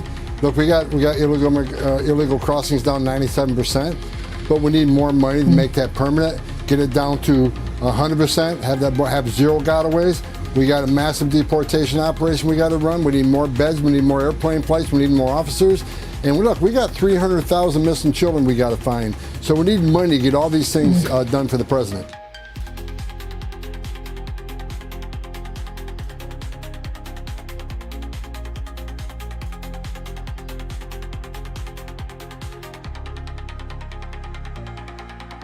But that's what happens. This is happening by friend and foe. This system is not fair to the United States and never was. And so on April 2nd, I wanted to make it April 1st, but I didn't want to be accused of April Fool's Day. That's not, just one day was cost us a lot of money. But we're going to do it in April. I'm a very superstitious person. April 2nd, reciprocal tariffs kick in, and whatever they tariff us, other countries, we will tariff them. That's reciprocal, back and forth. Whatever they tax us. Received an important letter from President Zelensky of Ukraine. The letter reads, Ukraine is ready to come to the negotiating table as soon as possible to bring lasting peace closer. Nobody wants peace more than the Ukrainians, he said. My team and I stand ready to work under President Trump's strong leadership to get a peace that lasts. We do really value how much America has done to help Ukraine maintain its sovereignty and independence. Regarding the agreement on minerals and security, Ukraine is ready to sign it at any time that is convenient for you. I appreciate that he sent this letter, just got it a little while ago. I'm calling for no tax on tips, no tax on overtime, and no tax on Social Security benefits for our great seniors. The next phase of our plan to deliver the greatest economy in history is for this Congress to pass tax cuts for everybody. They're in there, they're waiting for you to vote, and I'm sure that the people on my right, I don't mean the Republican right, but my right here, I'm sure you're going to vote for those tax cuts. We're seeking permanent income tax cuts all across the board. and to get urgently needed relief to Americans hit especially hard by inflation. I'm calling for no tax on tips, no tax on overtime, and no tax on Social Security benefits for our great seniors. And I also have a message tonight for the incredible people of Greenland. We strongly support your right to determine your own future. And if you choose, we welcome you into the United States of America. We need Greenland for national security and even international security, and we're working with everybody involved to try and get it. But we need it really for international world security, and I think we're going to get it. One way or the other, we're going to get it. We will keep you safe. We will make you rich, and together we will take Greenland to heights like you have never thought possible before. The media and our friends in the Democrat Party kept saying we needed new legislation. We must have legislation to secure the border. But it turned out that all we really needed was a new president.